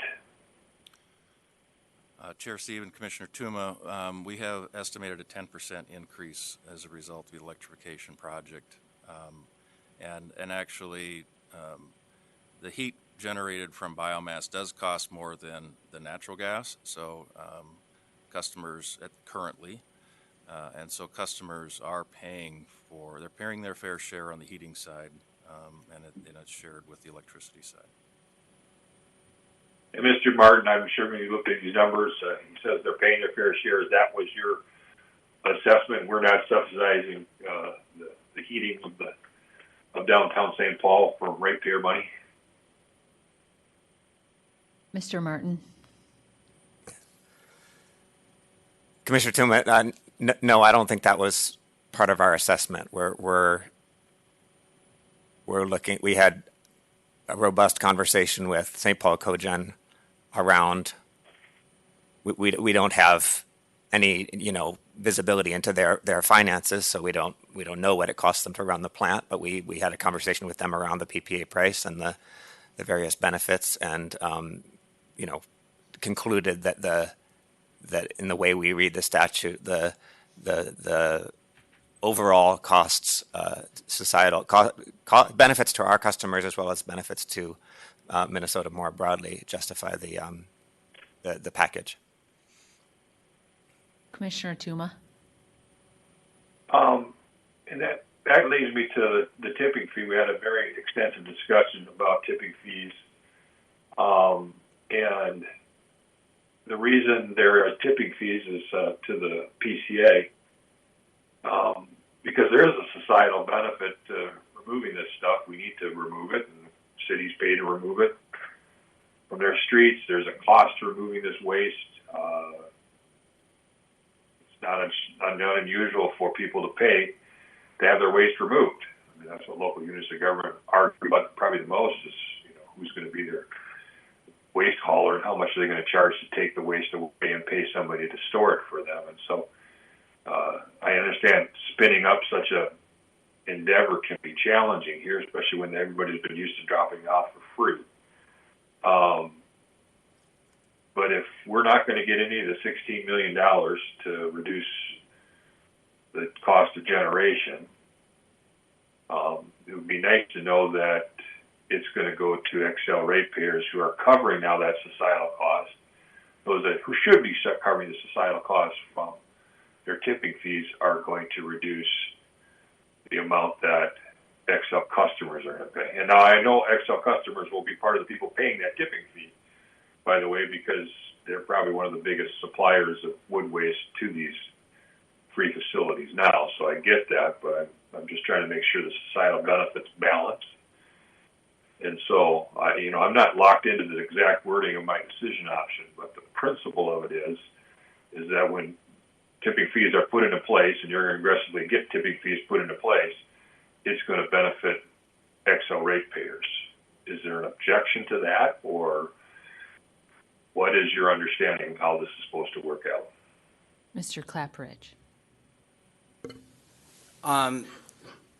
Chair Sieben and Commissioner Tuma, effectively right now, given the state of wood waste and the vital role that St. Paul Cogen is currently playing in managing that, and considering the alternative management option of open burning of that material, customers are already paying a fairly drastically increased tip fee with their haulers, so to speak, the folks that are removing the trees and then processing them at their facilities prior to bringing them to environmental wood supply.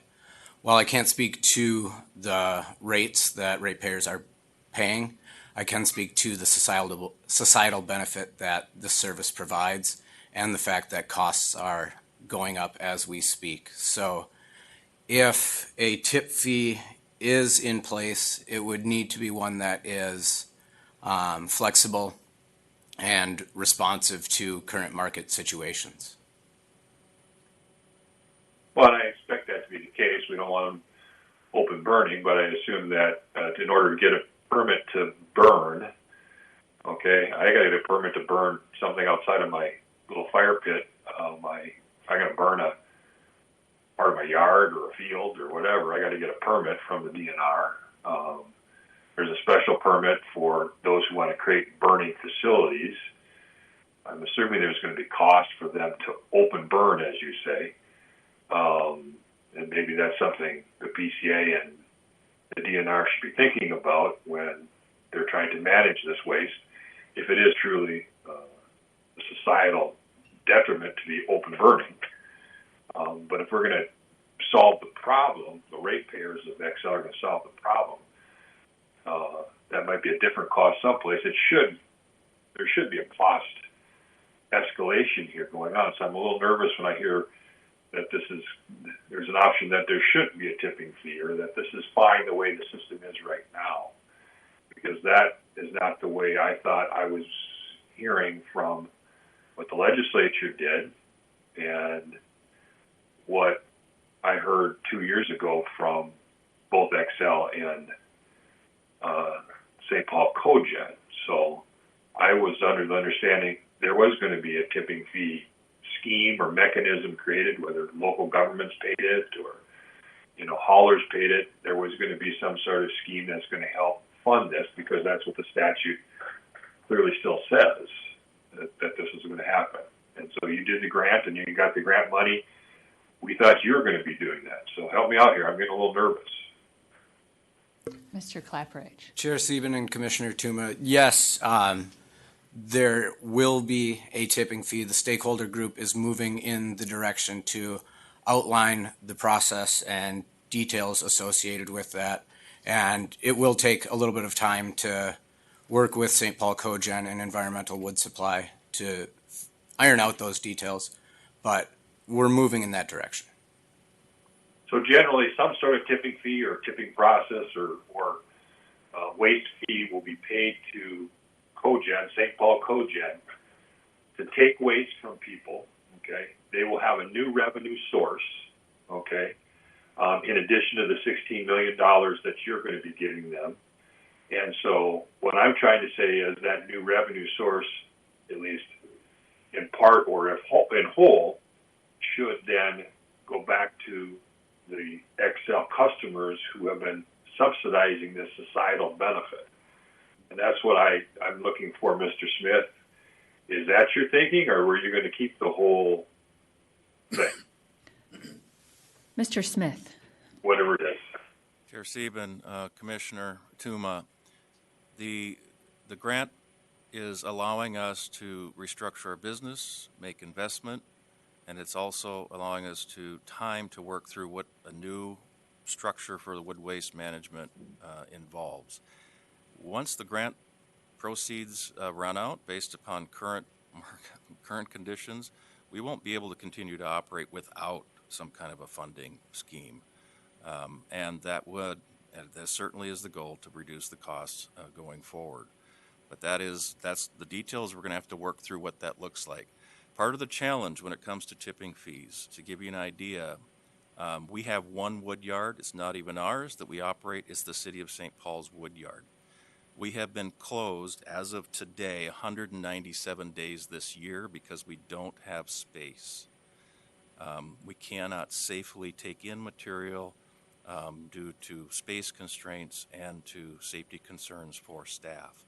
And so wood waste is flowing to lots of other wood yards where tipping fees are occurring, but we are not able to take in that material because we do not have space. So as part of the working group, a lot of the conversation is about where do we have space to do this, how do we do tipping fees, who does tipping fees, and how do we flow that benefit back to St. Paul Cogeneration so that we continue to have that as a resource to operate and eventually reduce costs to Xcel ratepayers.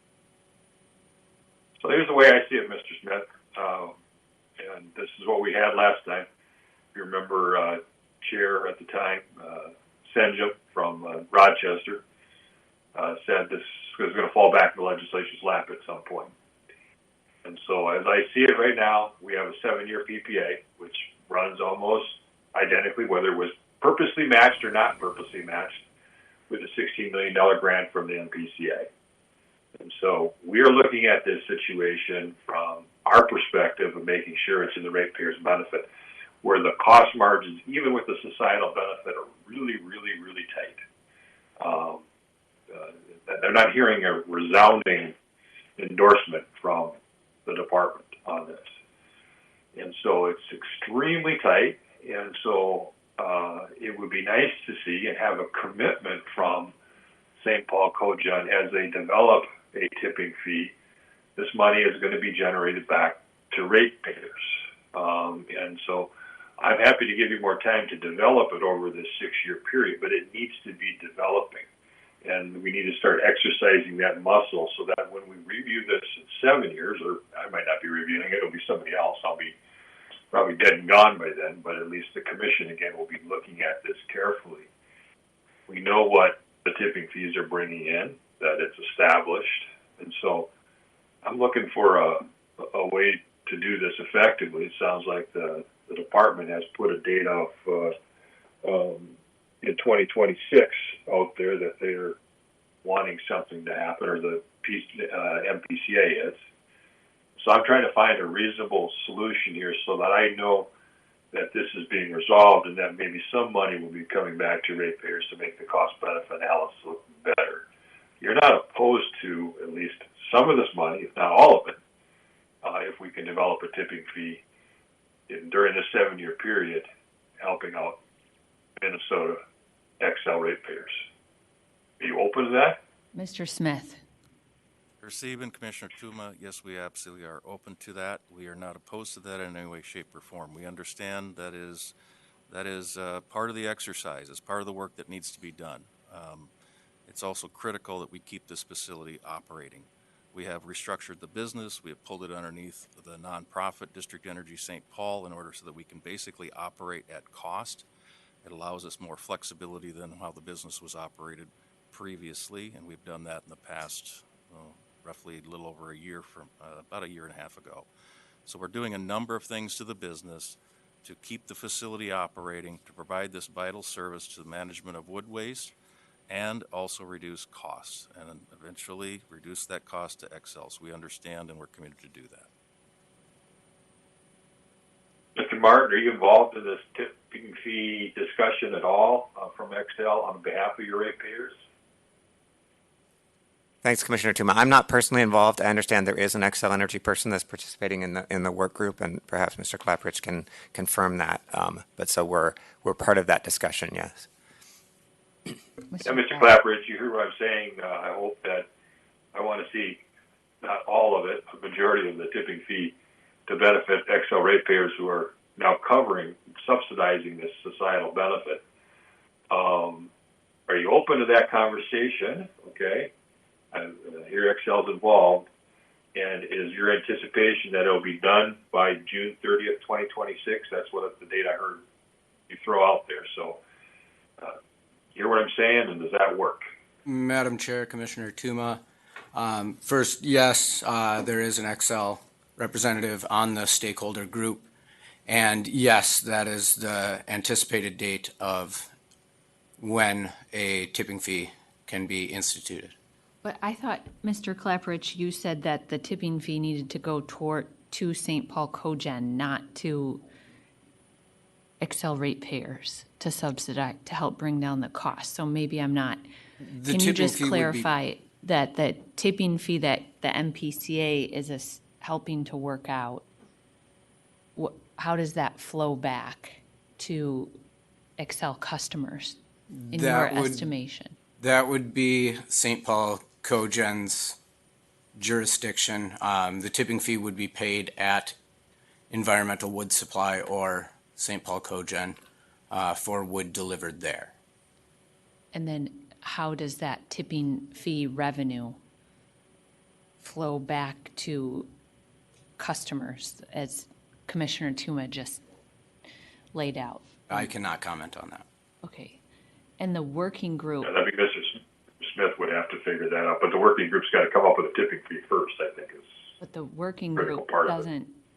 Does the working group? I understand it may have an XL representative, but is there an XL customer?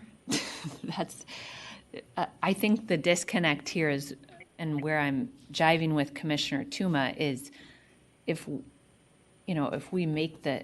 we extend the PPA, today, which we want to see the project move forward, I don't know how the tipping fee is ever going to flow back to help lower the overall PPA price. And maybe that's not your jurisdiction, but and That's actually a good question for Mr. Tegman. I mean, I guess they're the consumer advocates here. I don't know if they want to participate in this, or have they been participating in this tipping discussion, and whether they can take up the mantle of saying it needs to be going back to XL ratepayers. Mr. Tegland. Thank you, Chair Sieben, Commissioner Tuma. The department has not been participating in this particular work group. The department does share the Commission's interest in protecting XL ratepayer interests. If the Commission would like the department to participate in this work group, I believe we can work something out. Thank you. Mr. Smith, help me understand, like, we, at least from where I'm coming from, we want to see the electrification project move forward, and we also are charged with helping keep rates as low as possible for Xcel customers. So in my mind, the extension of the PPA now, where there is an unknown tipping fee that is eventually going to flow back to subsidize the high cost of the PPA, it's not like working out. The PPA extension is for 7 years, but if there's going to be a tipping fee that's going to help lower the $98 megawatt price, then when are we, the Commission, who's looking out for the ratepayers of Xcel, going to see that flow back to customers? Is it at the end of the PPA in 7 years, and the working group will come up with a proposal, and then, or what's the timeline then of the lower cost energy? So, Chair Sieben, the grant agreement is for the next, well, we're 1 year into it. It's 2 more years. That is to investments in the project and keep us above water. We were underwater, we were losing money, and we were going to shut the plant down in 2023.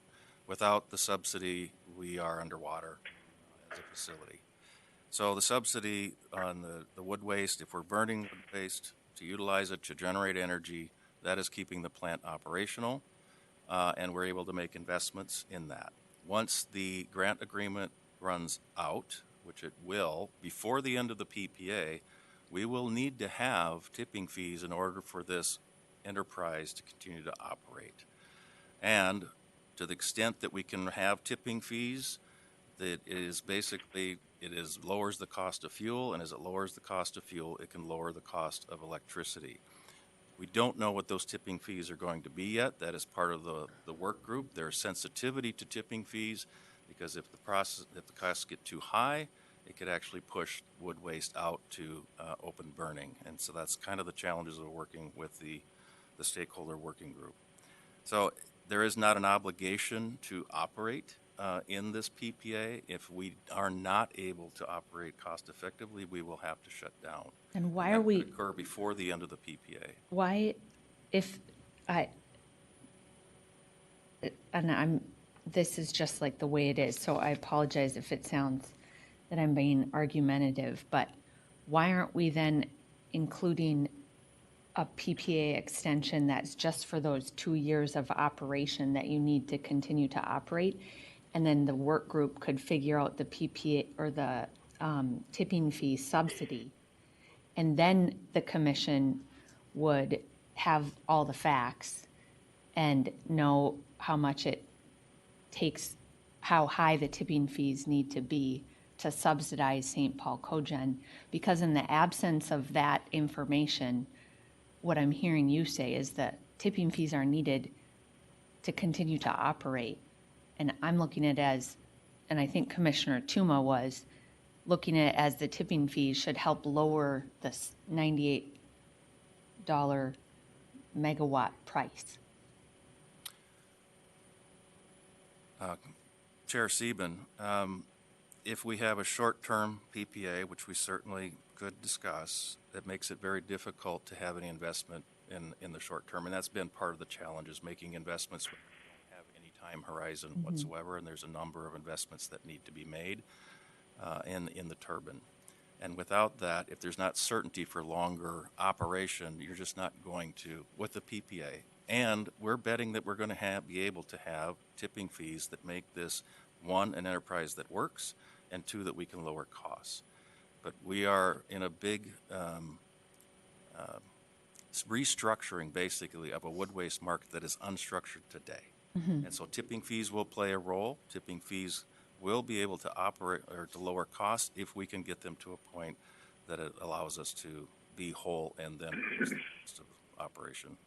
But it will help St. Paul Cogen lower your operating costs. And Mr. Martin, help me then,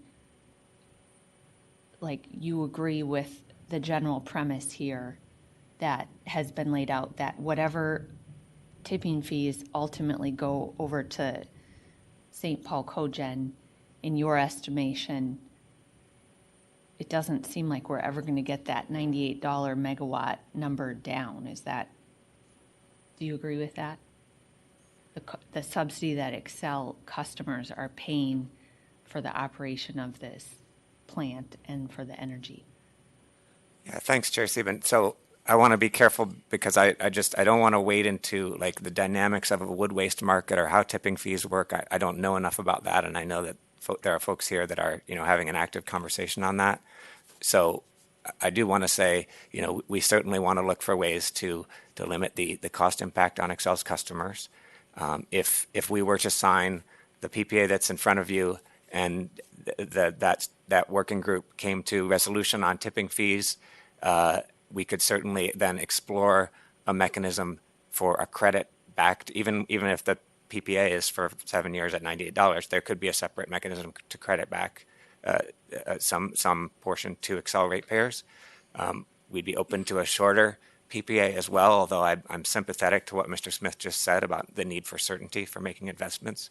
So we don't want to wade into the tipping fees debate, but if the commission wants us to do any of those things, we can certainly figure out ways to do them. I think that the challenge here is, I know almost nothing about tipping fees except what I've read in this record, but the hang up I have with Commissioner Tuma's decision option is like the mechanism of getting those tipping fees back to Xcel ratepayers seems kind of clunky. Like, to me, that's why it felt like the PPA terms should be shortened, and then once we know the information, then we can sign another PPA. But I don't want to like do anything that impairs the overall viability of St. Paul Cogen either, Mr. Smith. But it is kind of tricky for us as charged with looking out for the interest of Xcel ratepayers to make a decision on a PPA for 7 years when we don't have all the full information of how the tipping fees will reduce that PPA price. Chair Sieben, if I might, basically tipping fees lower the cost of the input fuel. I mean, it lowers the cost of the biomass fuel into the facility, and that lowers costs. Currently, those costs are not at a point where $98 work. And the tipping fees remain to be seen where they are implemented and how much they are and by whom. As I said, the one wood yard that is even ours, the city of St. Paul, we're not even able to collect tipping fees because it's closed. We cannot take in material, brush and logs. We're closed to it and have been almost the entire year. So that is part of the challenge here, is we need to work through this. We need this facility to operate, to deal with wood waste, particularly as emerald ash borer is not expected to peak until like 28, 29, and that is going to then have to come back down on the other side of the curve. So it's a very necessary resource, there's a number of challenges that are, or a number of conversations happening. Well, what else can we do with wood waste so it's not as critical for St. Paul cogeneration to operate? And that is a part of this working group. So something kind of a mechanism to allow to have the term and allows us to work through this process, and then we could look at how does that lower costs in the future. It could be in the reporting perhaps back to the commission. Do you think that if, just trying to work in real time here between what has been said and the PPA extension for the department, like reflecting on this conversation, if the commission adopted decision option 1 and then some subset, and then jumped to the PPA extension, do you think that we could shorten the PPA terms now and then essentially like require parties to come back and file another PPA for the duration of the term? Or what? How do you see a path forward that kind of helps us get out of this mess? Chair Sieben, the department is in alignment with the principle of this thinking to protect the interests of Excel ratepayers. How that mechanism works out and balances the need of St. Paul Cogen to have some rate certainty to make necessary investments is the details of that are not something that we are able to answer to at the moment, but I would appreciate an input from the company or from the St. Paul Cogen facility. And Mr. Dobson, please state your name for the record and provide any comments. Thank you, Madam Chair. Ian Dobson with Excel Energy. I've just been listening to this conversation. I think I've been kind of squiggling out what I think could be a potential replacement or a modification to Commissioner Tuma's decision option that, at least based on what I'm hearing, I think might get us where we want to go. I'd like, if I could take a short break to share it with other parties so that they can see if it actually gets, if it's consistent with what they need. Do you want to say what your idea is before the break? Sure. Or do you want to talk to the parties?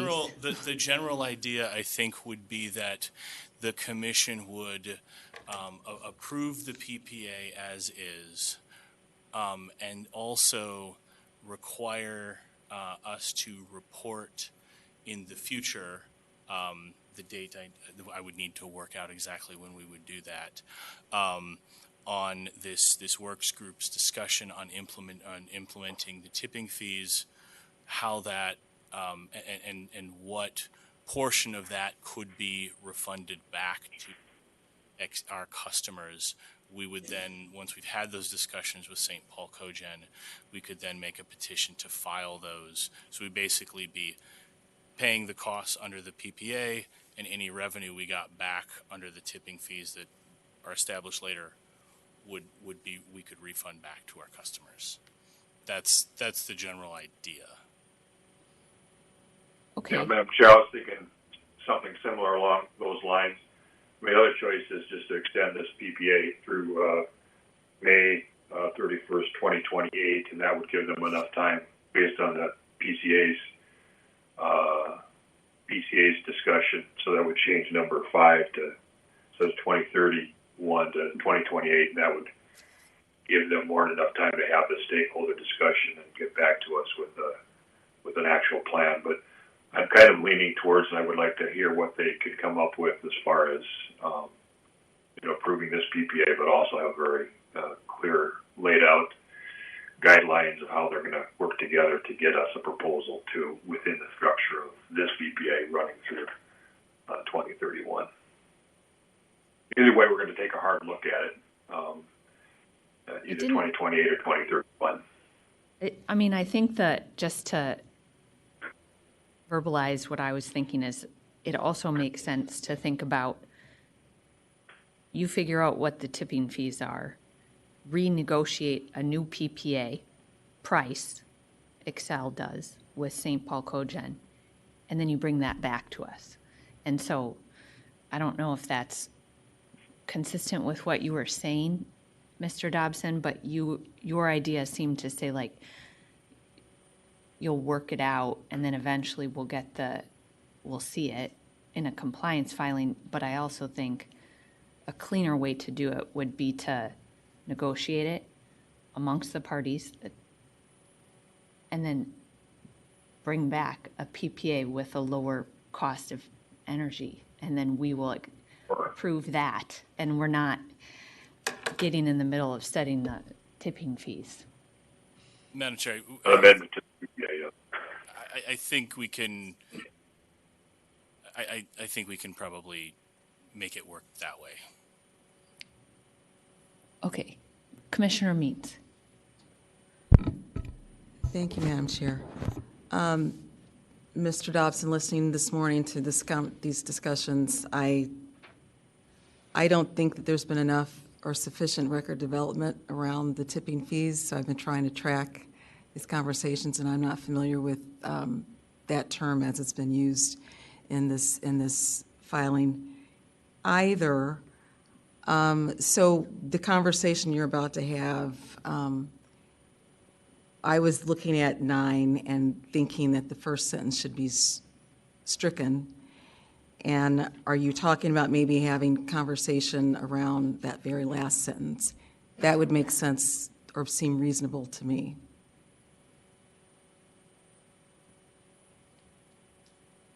In addition, from my point of view, Mr. Dobson, that we don't have enough record development around tipping fees. Besides that, we also have jurisdictional issues around SPC, right?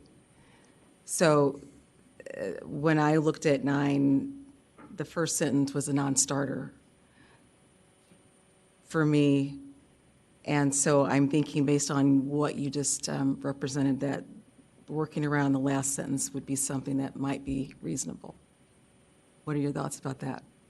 Madam Chair, Commissioner Means, I think I'm understanding where you're going. I think you would have ongoing jurisdiction over the PPA that we have, but I certainly understand the concern you're presenting, and we can take some time and make sure that we fit an idea. You may not like it, you may like it, I hope you like it, but we can try to put something that addresses those jurisdictional issues that you're raising. Thank you. Commissioner Tuma, any last thoughts before we take a break? I think there's something there, so I hope Mr. Dobson can make the magic sauce mix together quite well. So, how about if we come back at 1 o'clock? Would that give you enough time, parties, to talk about something, or do you need longer? Madam Chair, I hope so. I think it'll at least let us know if we can get somewhere. Okay. The commission stands in recess until 1 p.m.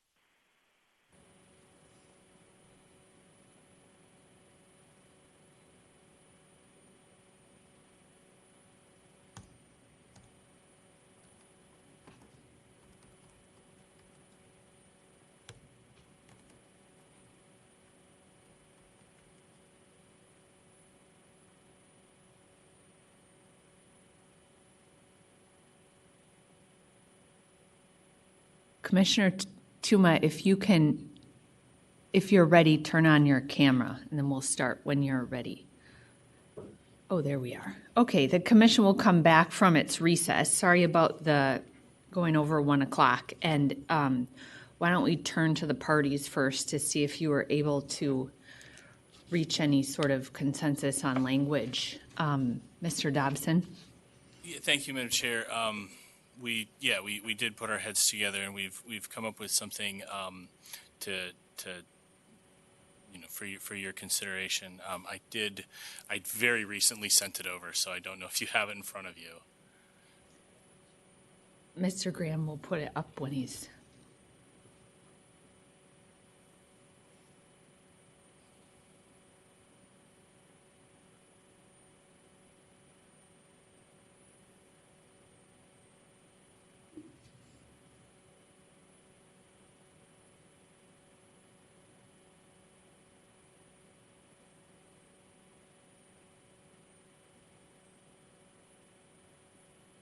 Well,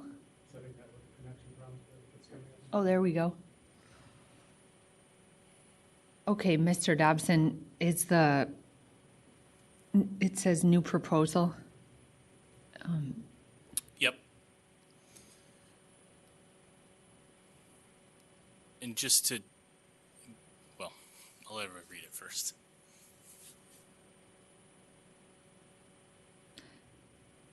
So if I'm reading it too fast, or other people need time, but what does this mean in relation, you think we should approve the PPA extension now in combination with this proposal?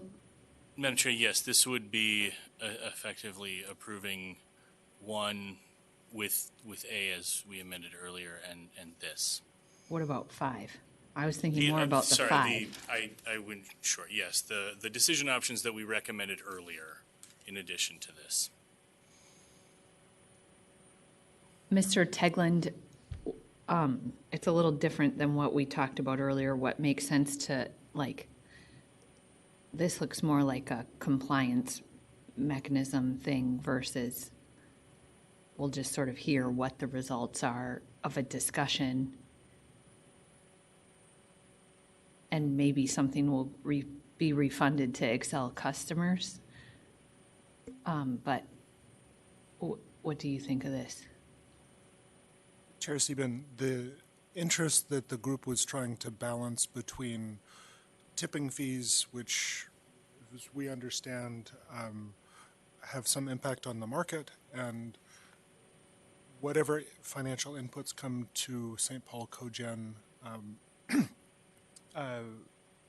versus rather including the full length of the PPA, which provides certainty and the possibility for the facility to continue to operate, which would mitigate the largest societal cost in the briefing papers of nearly $700 million over this term. This did seem like the best path forward that we could collectively agree upon. I would also add that it is quite close to Commissioner Means' suggestion, pointing to the second sentence in Tuma number 9. At least in spirit, the report of how it would be, how any tipping fees or other funding mechanisms might be refunded to Excel ratepayers seems there. The advantage that we see with this proposal is that it is broader in scope than only tipping fees. Yeah, I understand that. I just don't understand what if our agencies jointly care about reducing the overall PPA price so that Excel customers pay less for that electricity generated at St. Paul Cogen. It seems to me that having a shorter term of the PPA would have helped accomplish that versus this, which is kind of loose on how will we as the commission, or you as the ratepayer advocate in front of the commission, why are we approving a 7-year term of a PPA when we don't know how much of that will eventually flow back to ratepayers? Chair Stephen, I appreciate your thinking here and your line of questioning. The department is concerned about the $98 per megawatt hour cost. It's among the higher cost inputs to Xcel ratepayers on a PPA basis. We're also concerned about the risks introduced by a shorter term PPA, even though we thought that that was advantageous at first. The department is not convinced that a shorter term PPA and renegotiated PPA would result in lower costs, but may come back with Well, it couldn't get any higher by statute, so, but, okay. Yeah. We're also concerned about the facility's continued operation and the societal benefits that that brings by reducing open burning. Yeah. As are we, or as am I. But Commissioner Tuma, what do you think of the new proposal, and do you think it accomplishes what you were hoping to, where there would be more information filed for us to look at later, I guess, and then potentially I don't know how this is going to accomplish what you were getting at, but maybe you like it.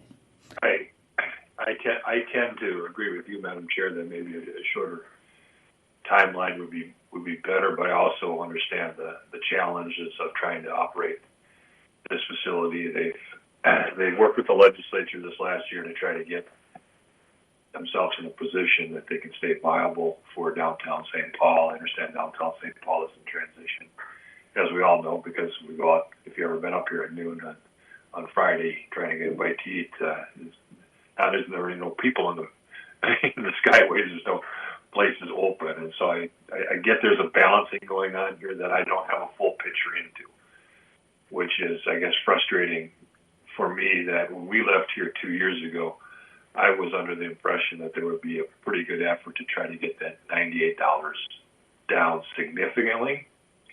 I also recognize there's a lot has changed since then. We have a carbon-free standard now where biomass was disfavored.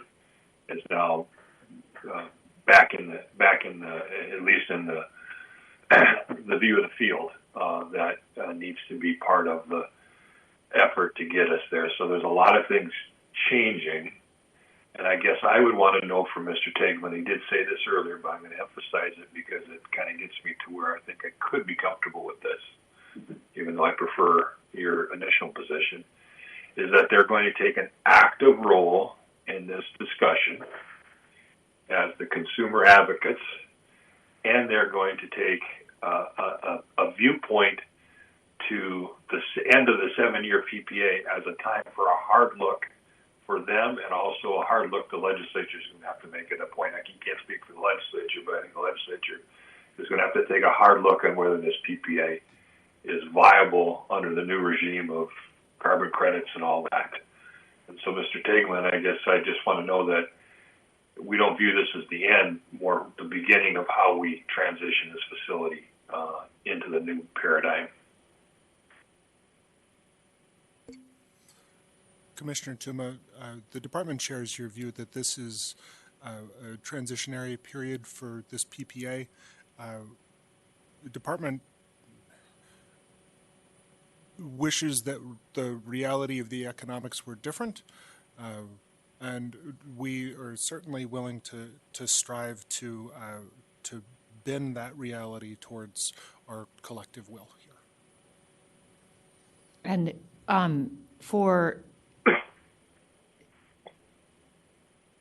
when it says require the company, that means Xcel, Mr. Dobson. And so if I'm understanding this right, you're going to be able to have the financial ability to look into St. Paul Cogen's operations to be able to determine what portion of the tipping fee could potentially be returned to Xcel customers through the fuel clause? Madam Chair, I don't know. That's what it says it's going to do. Well, I think what we're offering to do in this decision option as a way to kind of try to balance all these is to update the commission and report on a couple of things. Obviously, the stakeholder group and what tipping fees might be implemented. I think we have a lot of unknowns here. I don't know what the tipping fees or how those are going to, flow into St. Paul Cogen's finances. And so I think in an effort to kind of get to a point where some of those unknowns are more solidified, we can file that report. I mean, it will be what we will end up having to do is get a lot of information from St. Paul Cogen. I mean, that's they will have the information, or a lot of the information that we'll need to report.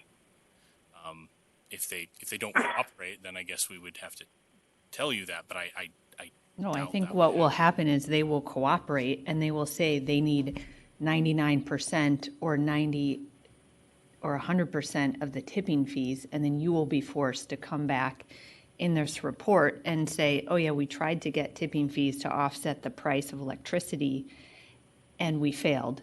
And then we have already approved a PPA extension through 2031. And then what's left is the commission is going to be like, well, we tried to look out for the ratepayer, so here we go. And so, like, if we're comfortable doing that as a commission, then we can do that. I just want to be clear that I don't think if we do your proposal, Excel customers aren't going to pay less for this electricity the way I'm seeing. You're going to tell us about why the MPCA couldn't get higher tipping fees, or why then those tipping fees needed to go to offset the operation of St. Paul Cogen, which might be fine, but, I think in the interest of like implementing the statute too, the overall important thing is we would be approving the electrification proposal, which is helpful, and the cogen facility would be able to move forward on the electrification, and then you can keep working on the grid managed storage asset, I guess. But I don't think we should fool ourselves to think that we're going to get something back that says, oh, now the price is going to be $96 a megawatt or $75 a megawatt or anything under this proposal. Because we're approving the PPA to operate through 2031, and it is the PPA that sets the price. So I don't mean to be all lectury, but this is what we're looking at, I think. So, Commissioner Tuma, you're nodding. Do you think it's good enough right now to move forward with? And well, I don't. I agree with you, but I also am trying to take into the fact that our legislature gave us a stink bomb instead of clearly saying this money should be used to reduce the cost to ratepayers. They've left us with a statute that cogen facilities, need to try to find funding to reduce generation of electricity, the cost of generation of electricity. They say they have to, so that's what the legislature. Just the concern that you very well articulated is what the legislature told us is the relationship, and that's right in paragraph D of 5C, which was the legislation. So I don't know how we can order them. I agree with Commissioner Means. I was pushing my statutory authority under 5C as far as I could, Commissioner Means, to say they shall do this, because I think the legislature wanted them to do it, but they did put a shall in there, and it's pretty hard for me to probably put a shall in there too. They must attempt to obtain funding to reduce the cost of electric generation, and they shall submit quarterly reports to us if we make them do that. So we do have some authority over St. Paul Cogen via the statute, not a broad general authority, but under the specific statute. But it's I don't know if I could order them to do a tipping fee. It's something that has to come out of, I think, negotiations. I would point to the grant that they received for $16 million, and in that grant language, it specifically says at the end of working with stakeholders, the Commissioner of the Pollution Control Agency may require the nonprofit corporation to charge a fee per ton of wood waste, that's a tipping fee, delivered to the facility. So the PCA has some authority to order a fee, and what I'm trying to get everybody to do when they're having this conversation is that fee should be going to, if not all, a significant portion to ratepayers who are now covering those very tenuous environmental benefits. And so I agree with you, Commissioner Seaman. I don't think this gets us where I want to be, but I don't know how much statutory authority I have in this situation. What about outside laid out? Sorry to interrupt you, but I'm trying to jive with what you're thinking. And what if we only extended the PPA now until May 31st, 2028, as you suggested earlier, and then we also did the new proposal language up here? Because that way We then could very well do that. the report could come in, we would know what the MPCA is doing on tipping fees. We'd move forward with the electrification proposal with the boiler. You'd have like long enough runway, Mr. Smith, to help know that you're going to have the PPA price secured at $98 a megawatt hour. And then we could come back and extend the PPA through 2031 based on updated information, which essentially is really the tipping fees that we don't know. And so why can't we do that? Or would that give you enough financial assurance now if we did, at least I support like doing what you want, importantly for the boiler, the 30 megawatt electric boiler, and this other reporting? I think it would help balance and quite honestly give a little more negotiation to organizations like yours when you're trying to negotiate tipping fees across a broader cross-section of the state to make it a little more fair too.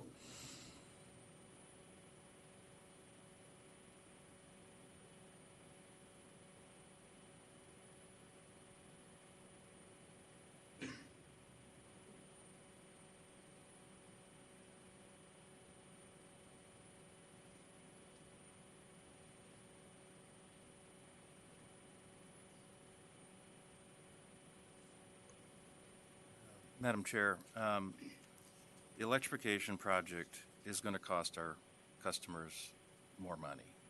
And so the benefit having the PPA at 2031 and the electrification project, it now shortens that PPA, which does have additional impact on us as a business. So that is a concern.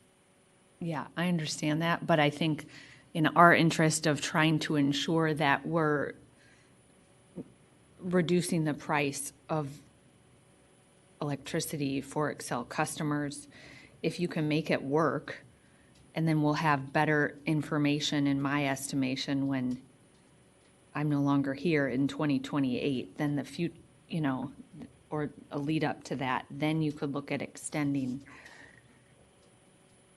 the duration of the contract. Mr. Tegland, you're sort of nodding your head. Do you think that that might be a good compromise where we would be essentially moving forward with the electrification proposal and giving enough of a runway to St. Paul Cogen to know, that PPA is extended through halfway through 2028, and then sometime before then the PPA would have to be extended again through 2031 or longer, I suppose, based on the new information. Chair Sieben, I think that compromise does send the appropriate signals that Excel's ratepayers, deserve. The department would be in support of such a Mr. motion. Dobson? I think, Madam Chair, from the company's perspective, that is fine. If that's the way you go down, I would ask for one very technical modification, which is to change it to May 31 of 2028. And the reason for that is it allows us to use this for capacity in the MISO market if we ended on that date, which is a benefit, obviously, to our customers. Commissioner Means. Thank you, Chair. I'm curious to hear from Dr. Rackow. I'm a simple person. I think you've observed that over the years. And so do you have concerns about the foundation for doing a shorter period of time based on this record and the impacts that it would have and further fallout potentially on SPC and on Excel? I'm understanding the tipping fees to be just operational right now, and that it's not like a windfall to SPC, their current operations. And so, I haven't heard anything yet that would make me comfortable just in my basic business planning outlook, view of life, that would make it reasonable. So I just wanted to hear just your general thoughts on what you've heard the company and SPC discuss this afternoon. And please state your name for the record. Good afternoon, Commissioner Steve Rocco from the department. Backtracking a little bit, all the analysis shows this PPA fails on a ratepayer impact test. That's crystal clear. The Commission has not typically made decisions on ratepayer impact tests in resource planning and resource acquisition, usually use the societal test. All of the analysis, Excels and the departments both, show the project is very slightly cost effective under a societal test. It is certainly narrow, and as our comments state, small changes in assumptions are going to create wildly different results. How worried you get about a small societal benefit, I can't analyze in detail. Number two, a lot of the concern is how much money St. Paul Cogen needs to continue operating. Well, there's exactly zero evidence in the record as to how much money they need to operate. So it's almost impossible to make a decision to say they do need this money or they don't need this money. There's no information that says that in the first place. I don't think I have... So doesn't shortening the term of the PPA help reduce that risk? Because we're essentially, I suppose does the legislation require that the commission approve up to $98 per megawatt for what term? Does the statute say when it expires? No. So Dr. Rackow, to follow your analysis, if we shorten the term of the PPA and gather more information, which is what's contained in the new proposal language, the PPA... we can't make a worse decision because there's a price ceiling in statute, and shortening the term of the PPA, I would hope, would lower the price per megawatt. Shortening the term of the PPA would make the ratepayer test look better because you have fewer years of loss, basically. I don't know that it would change the societal test all that much. Again, it's within the margin of error.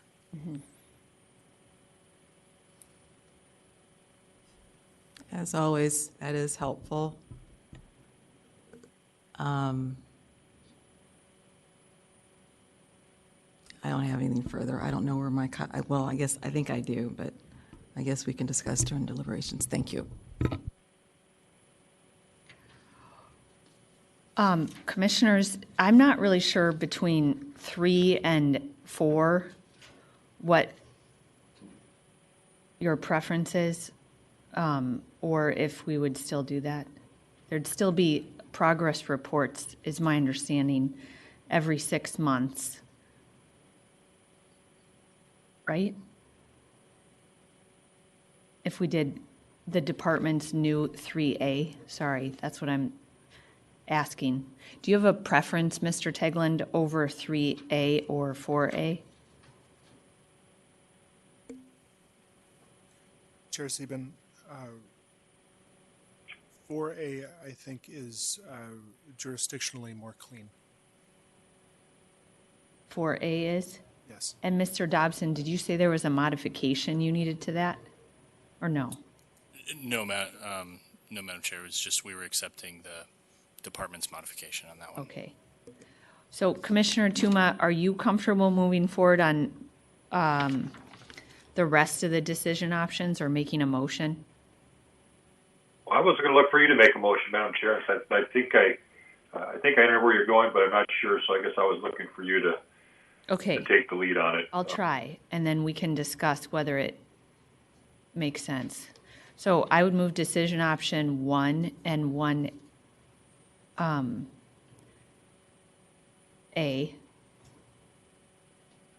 Decision option 4A.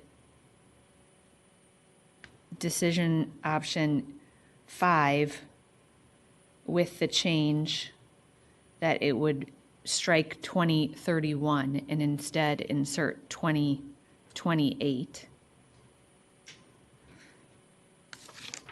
And then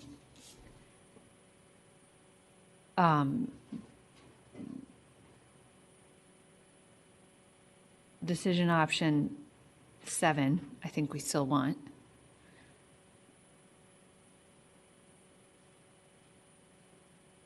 And then the new 9.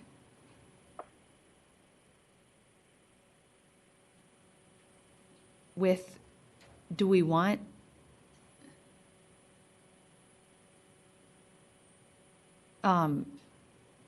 I mean the new, not the new proposal, that's not numbered. Sorry, I was looking at that and then said something else. And I'll turn to our staff or anybody else who wants to say whether my motion like all makes sense in terms of is there any timelines or overlap or anything that doesn't sync up. Mr. Tegland? The department wishes to clarify if decision option 6 was intentionally left out. Did you mean to include decision option 6? I don't think I heard. No. Wait, the linkage and reference to the proposal, like, I don't think I did not want to include 6. Because I don't care. I mean, it's like we're talking about the same things here. Doesn't seem like that big of a deal. But if Commissioner Toomer, Commissioner means you felt differently about 6, I was intending not to include that in my motion. I tend to agree with you, Madam Chair.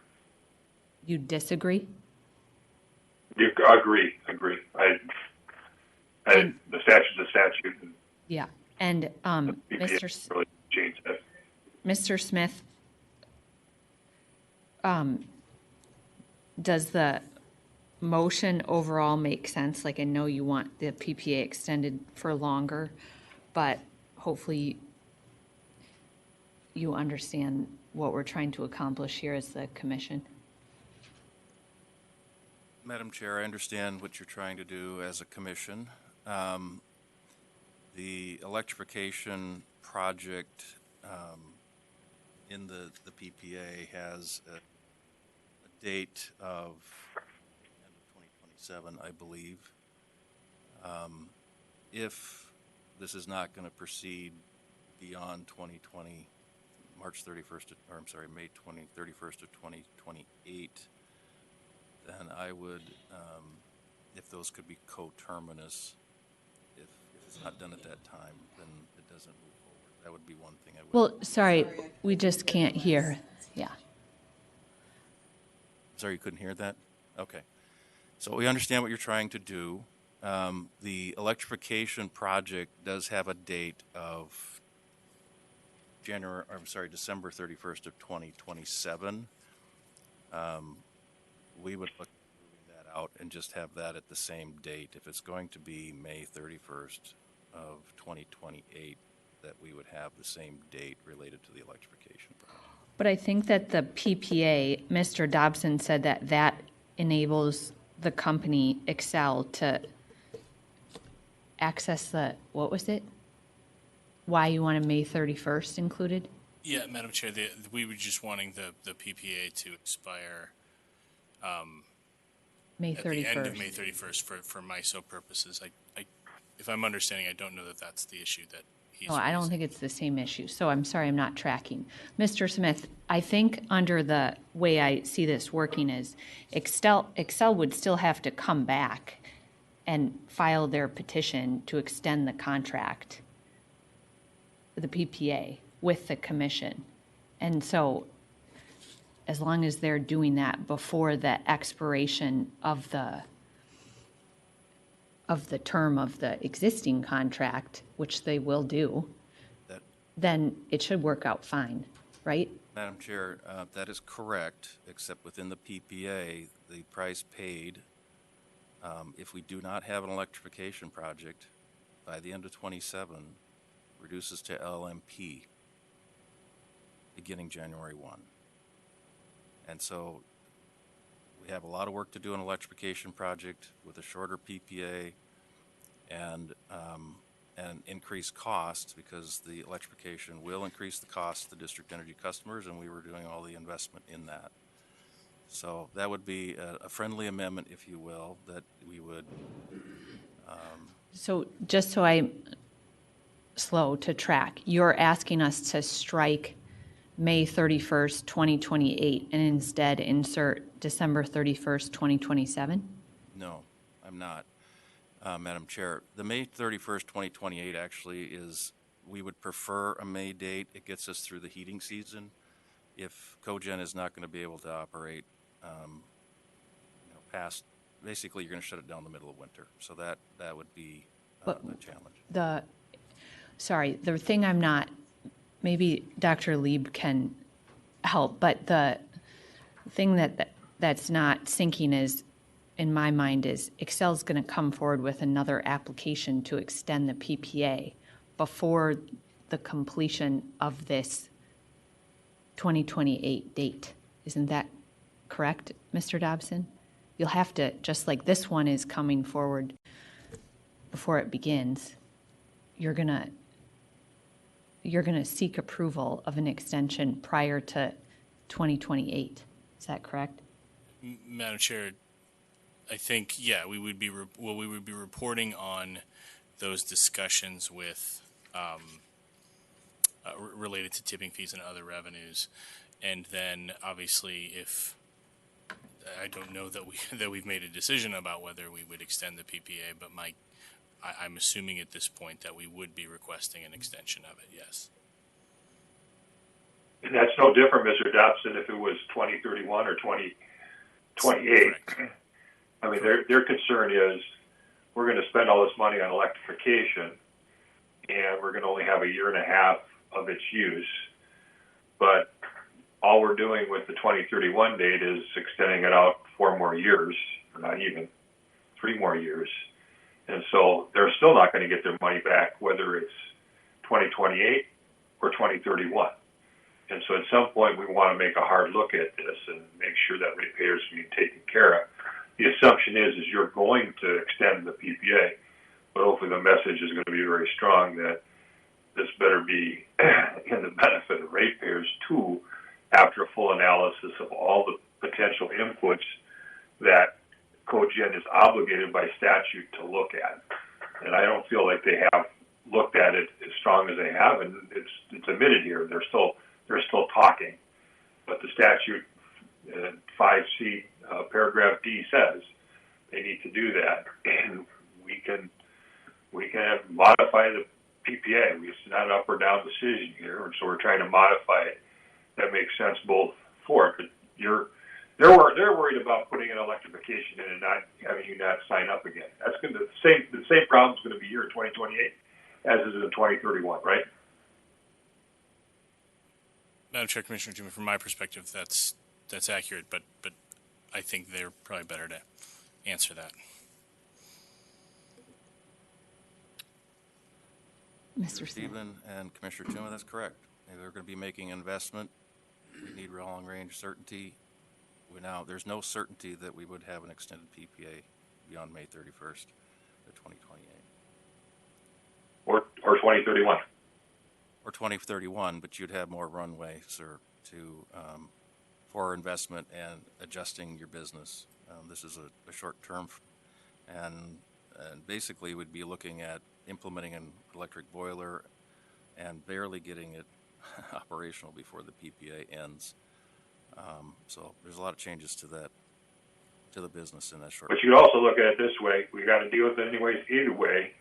But the commission is very concerned about the price that ratepayers are paying for this, and we have an obligation under the statute to obtain funding to reduce generation capacity or generation costs. And it's right in the statute. So I don't feel you've done that yet. And so it's kind of where we're at. I don't think you met your burden of proof, and that's kind of a little bit what I think the department is saying, is that we're willing to run with you, keep running with you, but you got to do a little bit better job meeting your burden of proof of saving ratepayers money. When you get $16 million, not a cent of it went to reduce the cost of electricity. That's the part that I don't know what the legislature was intending when they gave you that $16 million, but I thought that was our intent when we talked to you 2 years ago, that we're going to see lower PPA costs. I know the paradigm has changed, and so I'm willing to go with you. Before, I would have just been a no, is what I would have done. But now I'm willing to run because we have a carbon standard we got to meet, and biomass is back in the picture. Dr. Lieb, did you want to add something? Yes, thank you, Chair Sieben. Sydney Lieb with the Minnesota Department of Commerce. I think there was one thing, and I'm going to try to translate for y'all, so if I get it wrong, correct me.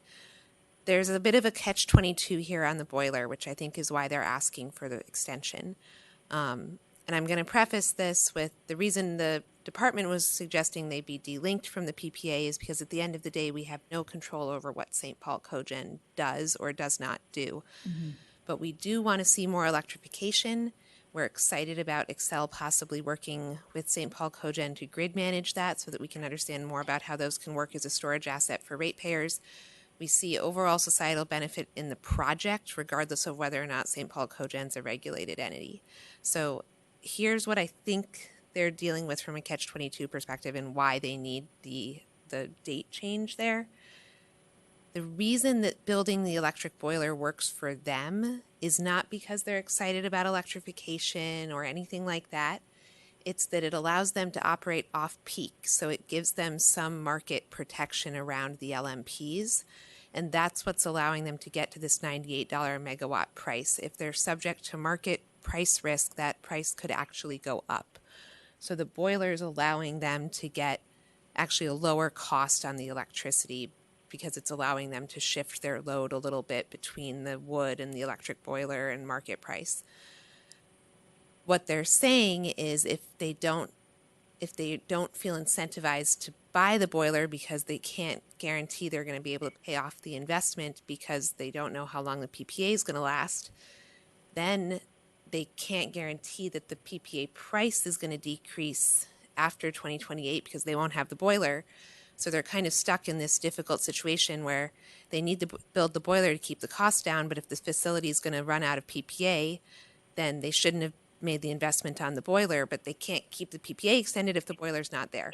So I think this amendment they're trying to make on the contract length associated with the boiler is going to help to try to address some of that risk concern. Did I get think anything wrong? that's helpful, Dr. Lieb, and in my estimation of just hearing what you said, it goes back to the earlier point that Commissioner Tuma made, why it's important to have the department participate in ongoing discussions over the tipping fees and over the whole determination of the what comes back to us in the PPA extension. Because I heard what you're saying and I better understand that, but to the earlier point, like, I'm not sure we have all of that in this record now.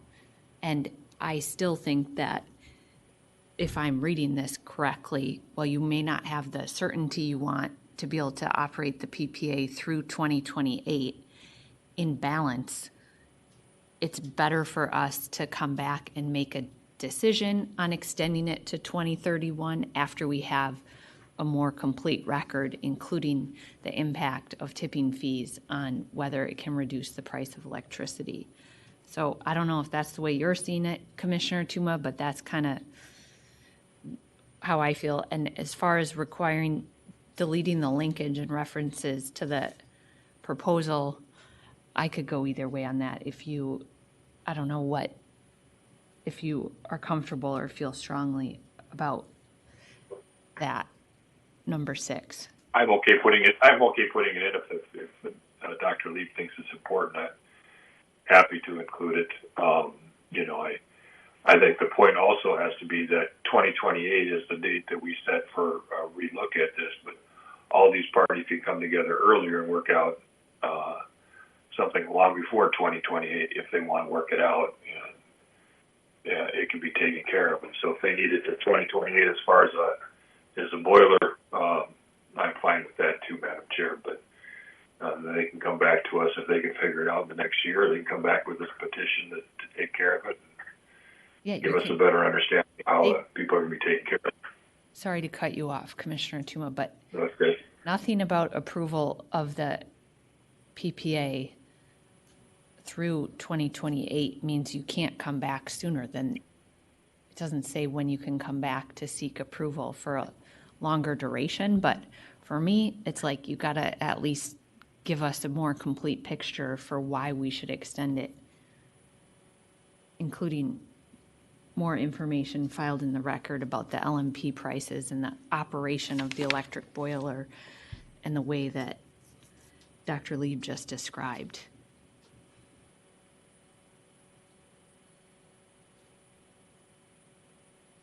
Folks, I'm giving the company time and Mr. Ravel to try to talk me out of the path I'm on here. Mr. Dobson, it looked like you wanted to say something else. I apologize, Madam Chair. I was in a conversation. I don't have anything to add. Sorry if I signaled that I did. Okay. In the interest of moving forward, do Commissioner Means, do you feel comfortable with, or do you want to try to modify my proposal, which I can't even remember if I made a motion or not, but, or anything else you want to add or try to change? Thank you, Madam Chair. I've been wrestling with this, and I think the route of ratepayer perspective tells me that your motion is not unreasonable, and so I'm not going to object to it. Thank you. Commissioner Tuma, any modification to what I laid out here that you want to add or try to? I didn't know where you landed, Madam Chair, on whether to extend electrification. And so that's, I think but I that think what Mr. Smith. I would keep the PPA extension term to 2028 because that is the price of electricity. That dictates the price that ratepayers are going to pay, and the statute says it's up to $98. But considering all that has been discussed here today, I want to give the benefit to the ratepayers to say, go out parties, try to figure out the tipping fees, try to see if you can come up with a price for ratepayers, Excel ratepayers, that's less than $98. And I think that this will, it may not work, but it might. And your point about why aren't the tipping fees going back to the ratepayers is not like a new issue that you just raised in your late filed decision option, Commissioner Tuma, and that's why, you know, I like this discussion, because it was sort of getting at the fundamental disincentive that Excel and St. Paul Cogen, quite honestly, have to try to lower the costs to Excel ratepayers here. So hopefully this creates a little forum where we still are trying to give you enough certainty to operate and to move forward with the electrification program, Mr. Smith, but also like have the, and you can come back if you work this out with the working group and the MPCA, you can come back and file to extend the, you can tell Mr. Dobson to file a PPA proposal in 6 months. You know, like there's nothing preventing you from seeking that approval extension later, but I'm not comfortable moving forward now, extending the price through 2031 when maybe we could squeeze some money out for Excel ratepayers. Madam Chair, we're tracking where I thought you were going, and so I just want to confirm that's where we're at. So, Mr. Smith I wants support the motion laid out. to clarify something. Yes, Madam Chair, thank you. What I want to clarify is that we were in the PPA. It says we go to LMP beginning January 1 of 2028. So it is not 2027. I'm sorry, 2027. And so we would ask for amendment that LMP price does not go into effect until at the end of the current agreement. That we would have the $98 per megawatt hour through May 31st up to that of 2028. That we're not shifting to an LMP price beginning January 1. I didn't track. You would want us to say approve Excel's request to extend the current PPA from January 1st, 2025 through May 31st of 2028. That's what it says, or that's what my motion is. But in the PPA that is before you, if the electrification project isn't done, it shifts the cost on the PPA to LMP beginning January. Mr. Martin. Maybe I can add a little clarity. I hope not more confusion here, Chair Sieben. So I don't think we can change the date that the electrification project is supposed to be online, because that's in statute as the end of 2027. So when we wrote this PPA, in order to give St. Paul Cogen a strong incentive to keep that on track, we included a mechanism where if the electrification project is not online at that time, the price goes from 98 down to LMP, which is a big difference, of course. Mm-hmm. And so I think what Mr. Smith is saying is he would prefer to have the date that the PPA ends and the date that the electrification project has to be online. He would prefer that those align, but because we can't move this one, I think that we and I don't know if you even have to order this, but I think that we could change within the PPA the date of that change to LMP, just to recognize that the new deadline, both to extend the PPA to and to get the electrification project online, it would be preferable if they somehow align. Is that what I hope today? We might have to take a minute to consult with our legal counsel. Or I don't know what. Yeah, I mean, we should take a break if you want to consult. Okay, if you think we need to clarify, we'll stand in recess for 5 minutes.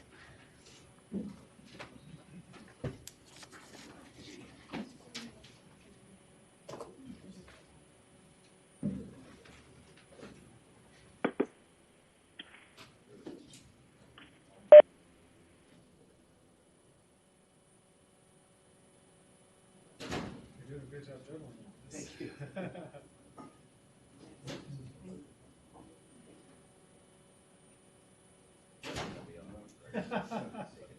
So I can make the things go where it's supposed to go. Well, that's okay.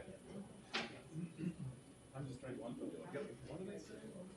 I could get very stretch. Yeah, for sure.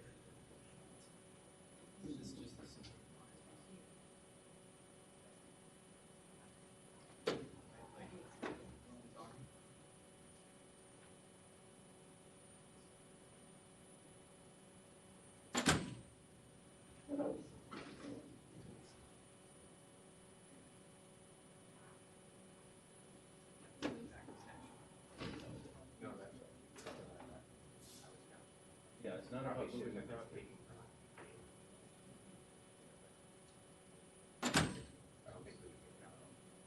No, no, that's fine.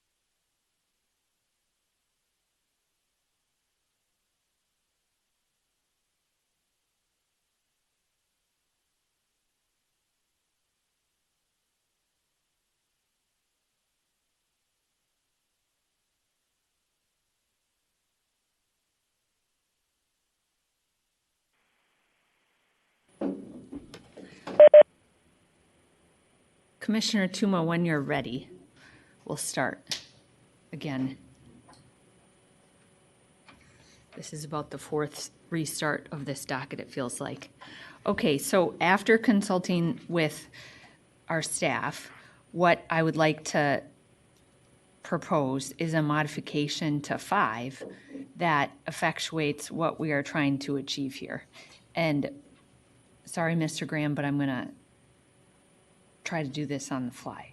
So we would keep the existing language with the last word being 2028, and then insert and require Excel to modify the terms of the existing PPA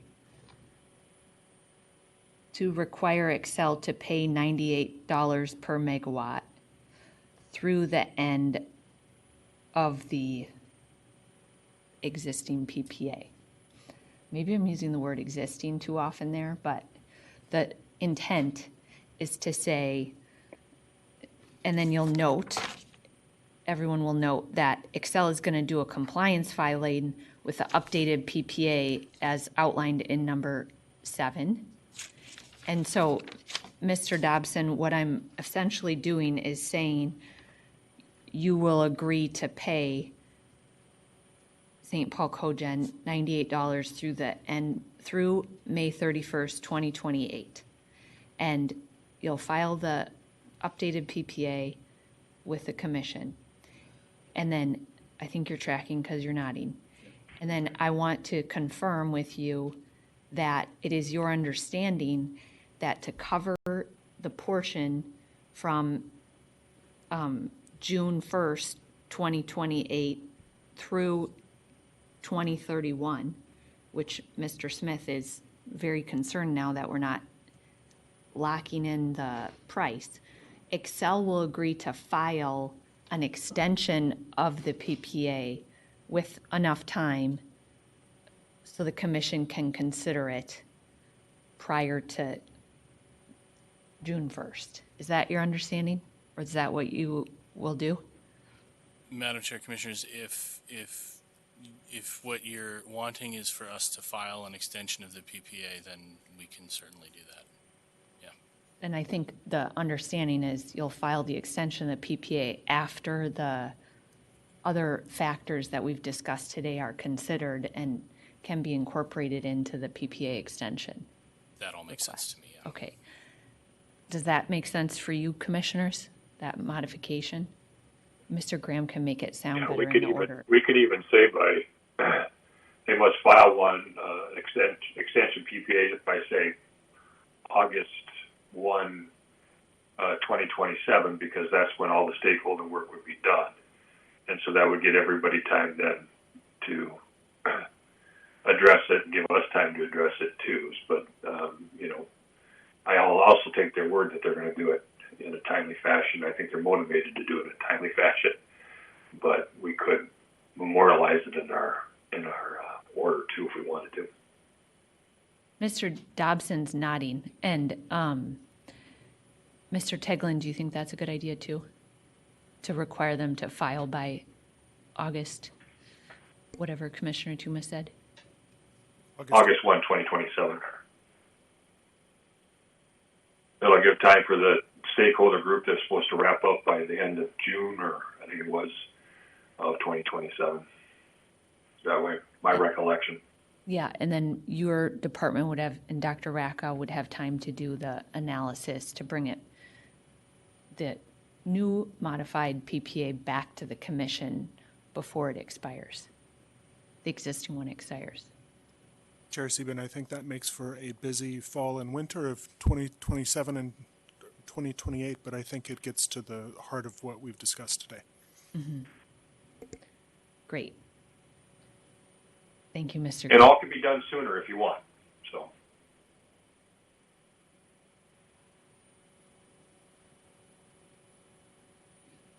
Okay. And you can always file earlier if you come to an agreement sooner that includes tipping fees and reduces the price for Excel rate payers. Is there Is the rest of my motion clear, Mr. Graham? I hope you say yes, because I'm not sure it is for me. Yes, and I'd be happy to hear it. Would you like to, why don't we go through it quickly one more time, if you could, please? According to my notes, I have that you moved decision option 1 and 1A. I did not hear you move decision option 4, but I did hear you move decision option 4A, which I think refers back to 4, so I was assuming it would be 4 and 4A. Decision option 5 as modified. Decision option 7, which I can bring, and the new proposal that the parties submitted. And Commissioner Tuma, did you want to do the delinking one reference? I can't remember, sorry. I was comfortable with it. Now when I heard the department talk, but I don't know how essential it is. Okay, Commissioner Means said no, so let's just keep it out of the motion. Okay, so then my motion is clear. Is there any more discussion from commissioners? Hearing none, we'll proceed to vote. Commissioner Means? Yes. Commissioner Tuma? Yes. I also vote yes. The motion passes 3-0. Thank you very much, everyone, for your work on this. I'm sorry it was kind of extended, and we appreciate your efforts. The commission is adjourned for the day.